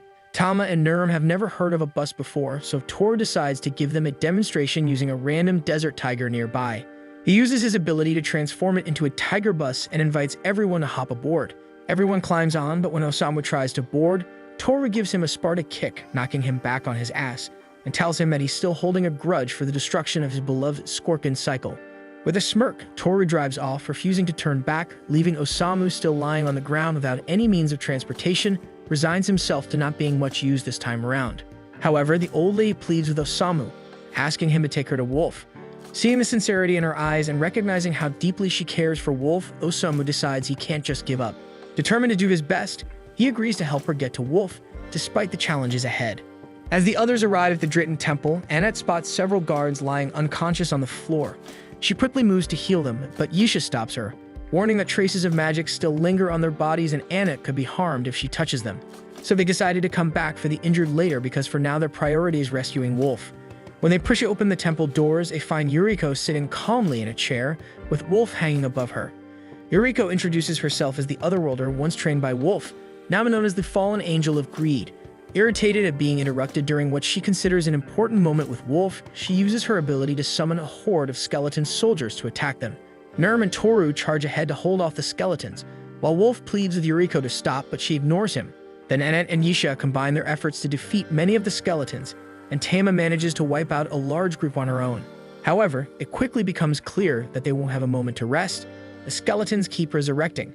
And with these immortal soldiers, the battle seems destined to drag on until the group inevitably collapses from exhaustion, just as Yuriko intends. The group starts to get overwhelmed, and Yisha is knocked over from behind. As she gets back up, she confronts Yuriko, asking what could have happened between her and Wolf to drive her to such lengths. Yisha knows better than anyone that Wolf is a passionate and dedicated teacher, and she can't understand why Yuriko would hate him so deeply. Yuriko then flashes back to when she first arrived in this world, and then she was practicing her abilities in the garden when Wolf approached from behind. He complimented her hard work but expressed concern that her abilities might not be suited for combat. So he told her she wasn't obligated to fight against the Dark Lord if she didn't want to and offered her a chance to live a normal life in the church.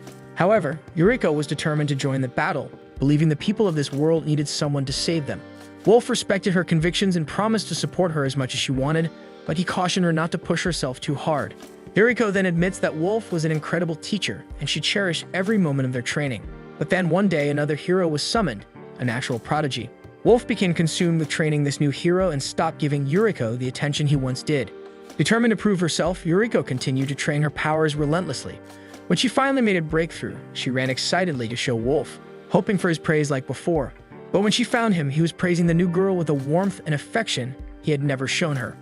Feeling abandoned and betrayed, Yuriko, consumed by jealousy, used her powers to murder the girl who had stolen Wolf's attention. That day, her powers truly awakened, unlocking a strength she would never have had if those events hadn't occurred. Yuriko then recalls her skeleton soldiers, admitting she knows it was wrong to kill an innocent girl out of her own feelings. But she believes that having committed such a heinous act, she no longer has the right to call herself human. Now all she desires is for everyone to die. With this declaration, she summons her most powerful creature, preparing to unleash it to slay everyone in the room.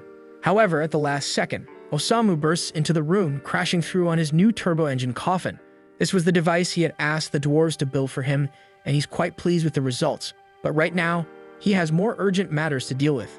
Osamu then calls for Melos to bring the old lady, and Melos comes flying in on a magic carpet, presenting the old woman face to face with Yuriko. At first, Yuriko doesn't recognize her, but after a moment, she realizes the old lady is actually her sister Hikari, and Osamu is now intrigued and eager to hear their story. The others also are shocked to learn that Yuriko and the old lady are sisters, so Osamu explains that Hikari had told him about their childhood on the way over. They were a close-knit family from the beginning, but Hikari was sickly and required constant care. Yuriko volunteered to stay by her bedside, dedicating herself entirely to Hikari's care. Hikari recounts how Yuriko spent all of her time looking after her, so much so that she rarely attended school even though she desperately wanted to. Hearing this, Osamu was moved by the kindness and sacrifice Yuriko had shown, and he wanted to hear her side of the story. But Yuriko, unwilling to discuss the past, summons more skeletons to cut Osamu down. Though Osamu is usually not one to pass up a chance to die, he decides to leave the skeletons for the others to handle because he can't die until he finishes writing Yuriko and Hikari's story.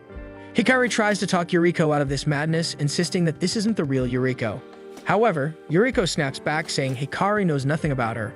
Yuriko reveals that she has always resented Hikari for stealing her social life away, and she was thrilled when she arrived in this new world, believing she might finally have a chance to make friends and build a life of her own.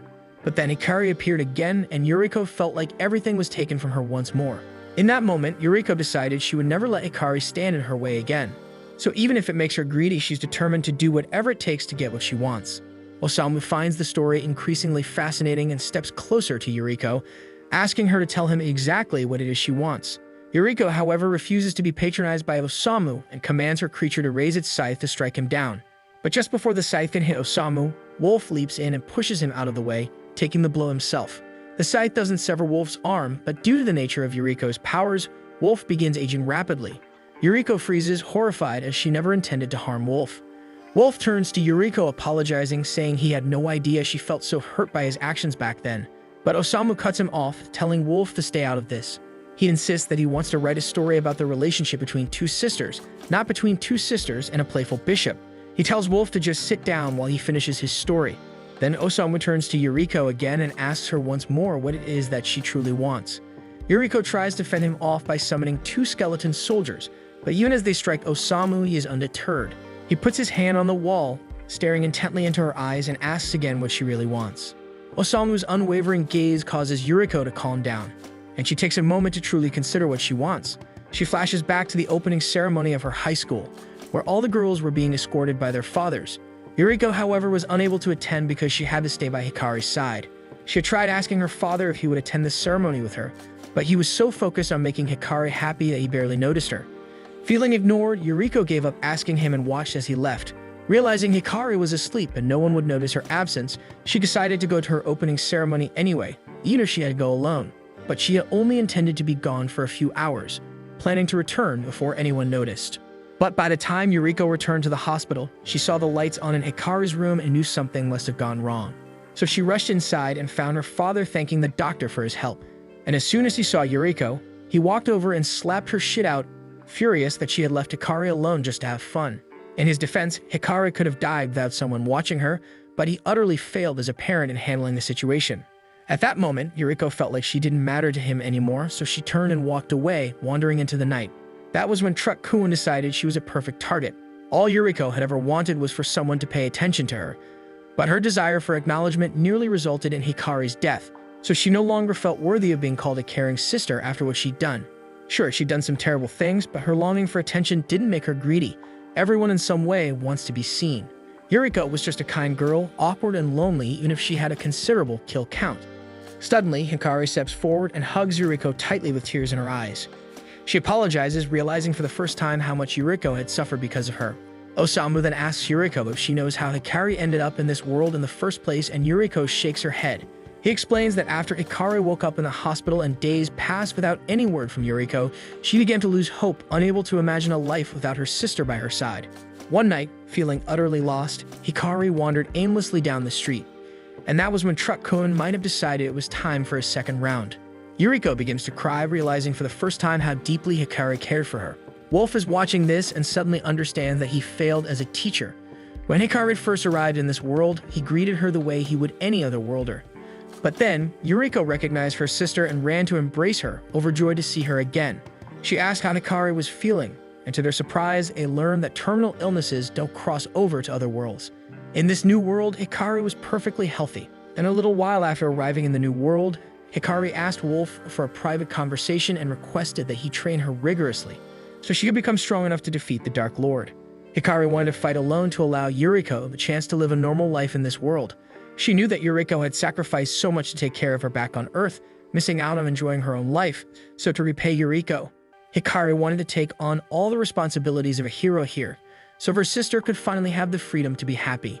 It becomes clear that the sisters have always deeply loved each other, and Osamu feels satisfied with the story he has uncovered about them. As his ability activates, both Yuriko and Hikari are surrounded by a blue light. Although Osamu wishes to see the story's conclusion, he believes that a story like this must be completed by those who lived it. He tears out the page, and as he does, the dark power within Yuriko is dispelled.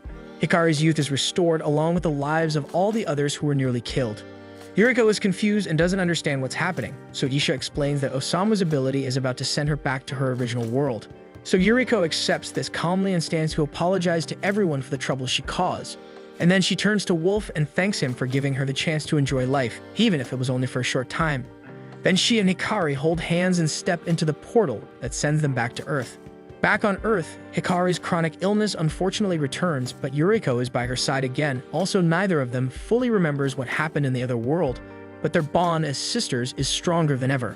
The scene cuts back to the dwarves still locked in battle with the lizard men, finally forcing the enemy to retreat.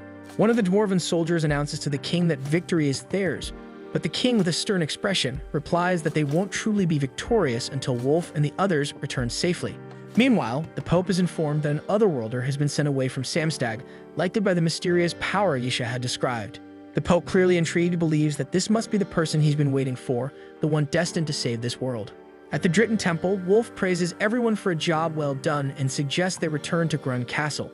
But Tama, never missing a chance, teases him for acting like a boss despite not lifting a finger.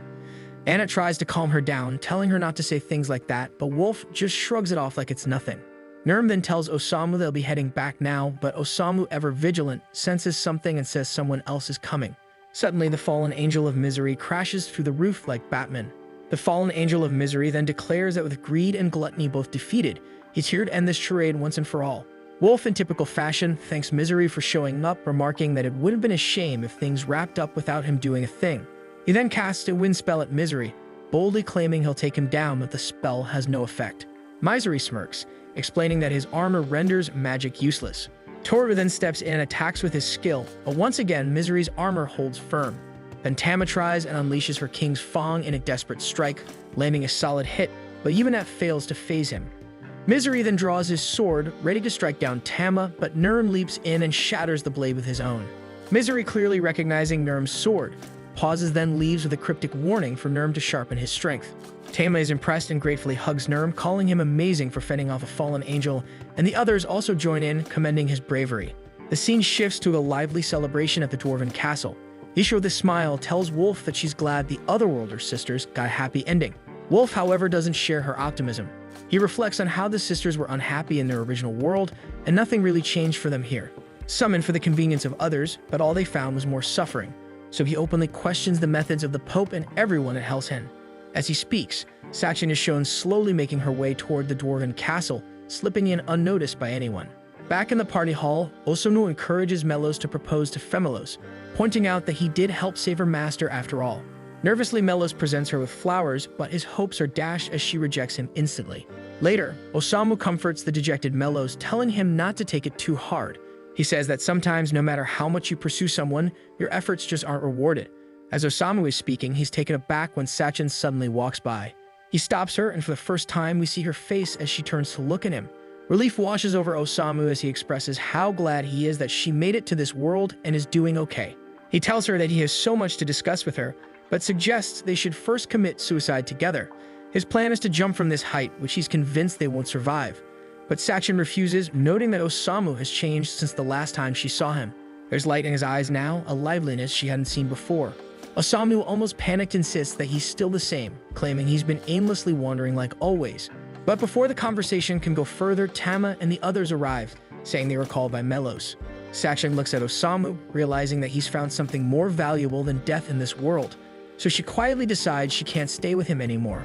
Shocked, Osamu pleads with her to wait, calling her name, but she walks away.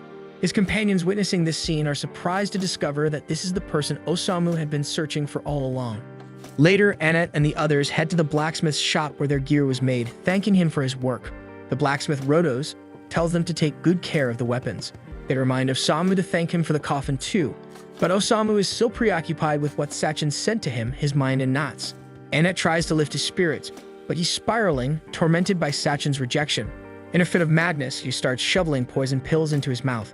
It's so extreme that the pills spill out, not even reaching his stomach, and he nearly chokes. Annette rushes to heal him while Nurm asks Rodos to check out his sword, proudly mentioning that it managed to shatter a fallen angel's blade even though he's nowhere near strong. Rodos examines the sword and admits it's too powerful for Nurm, but maybe one day he could grow into it. Then Osamu suddenly activates his moving coffin.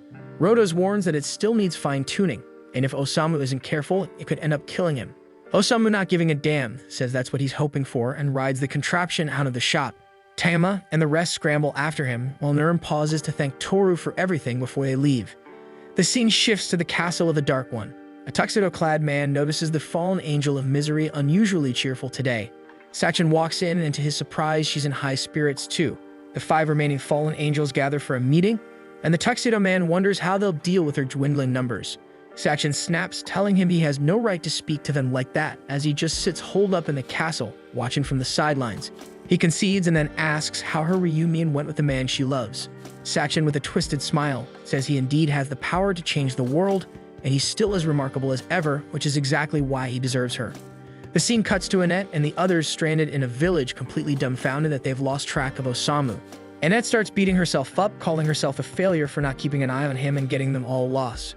Just then, a man approaches and asks if they're lost. He informs them that they're in the village of Held, and it was the hero's final stop before heading to the Dark Lord's castle. He proudly shows off the village's famous statue depicting the hero battling the Dark Lord.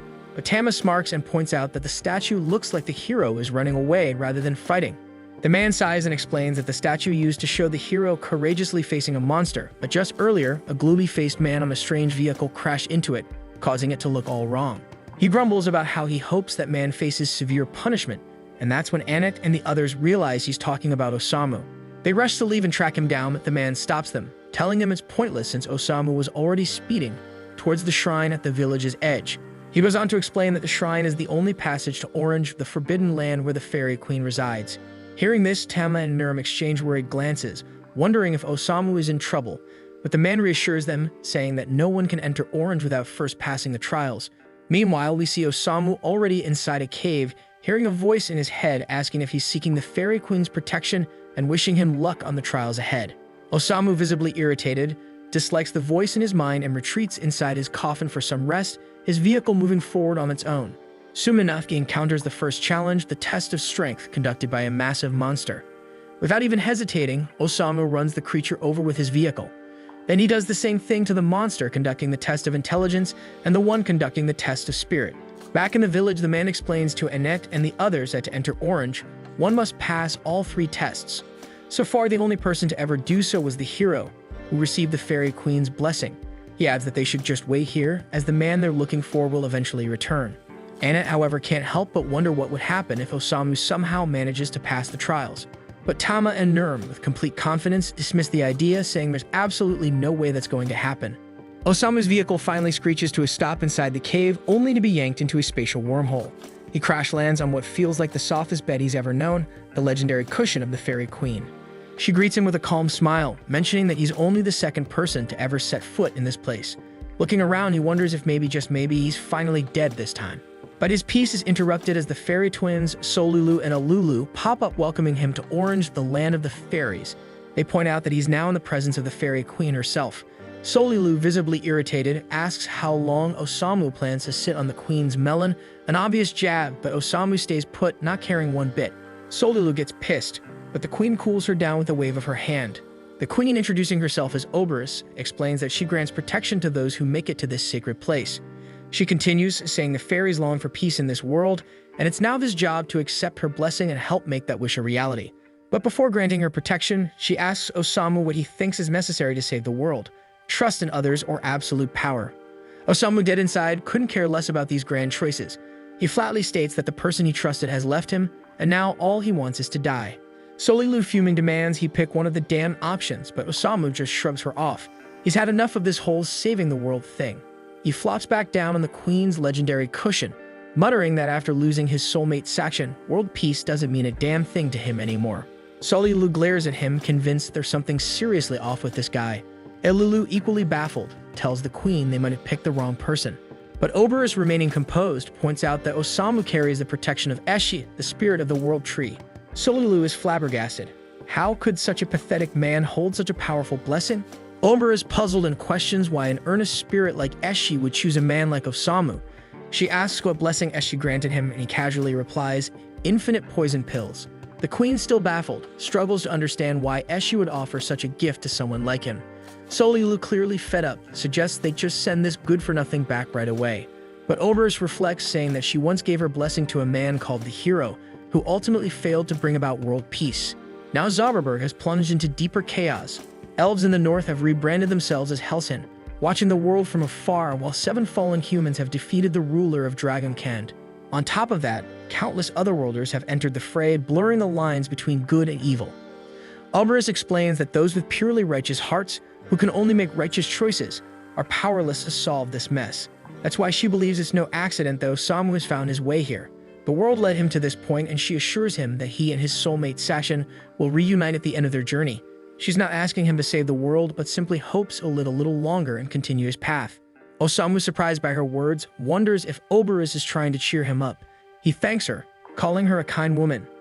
Oberus then gives him a whistle, explaining that it can summon fairies to aid him if he ever finds himself in trouble. With that, she bids him farewell and teleports him away. After he's gone, the fairy twins are left scratching their heads, remarking how strange that man was and wondering why their queen offered him their strength in the first place. Back at the village of Held, Annette waits anxiously for Osamu's return. Tama tries to reassure her, saying that Osamu will be back soon. Mirim, however, wonders aloud if Osamu will even continue traveling with them once he returns, and Annette insists that he will. Just then, Osamu crashes down from the sky, knocking over the hero's statue once again. Everyone rushes to check on him, and Osamu apologizes for making them worry. The man from earlier, now in complete disbelief, laments that the statue has never been in worse shape. Osamu pulls out a whistle he just acquired and blows it, summoning Solilu. Solilu, utterly confused, appears and asks what's going on, so Osamu asks her to fix the statue. She protests, wondering why in the world she has to do that. Just then, a portal opens and Oberus contacts her, explaining that when the Queen said the fairies would lend their strength to Osamu, she was specifically referring to Solilu helping him out. Realizing she has no choice, Solilu reluctantly fixes the statue. Meanwhile, back at the Dwarven Castle, we see Yisha seething with anger over the fact that Osamu and the others left without even saying goodbye. Wolf is amused and comments that she's starting to sound just like them. Yisha then recalls that Wolf was supposed to present Osamu to the Pope, but Wolf brushes it off, saying it's fine and admitting that it was wrong of them to interfere with Osamu's mission in the first place. The scene then shifts to the Pope, deep in thought. He contemplates the idea that the world is expecting something from Osamu. Whether it's peace or chaos, he can't quite tell. The Fairy Queen also confirms that the fate of the world has indeed been placed in Osamu's hands and that of his party. Then the final shot shows Osamu's group continuing their journey, uncertain of what lies ahead.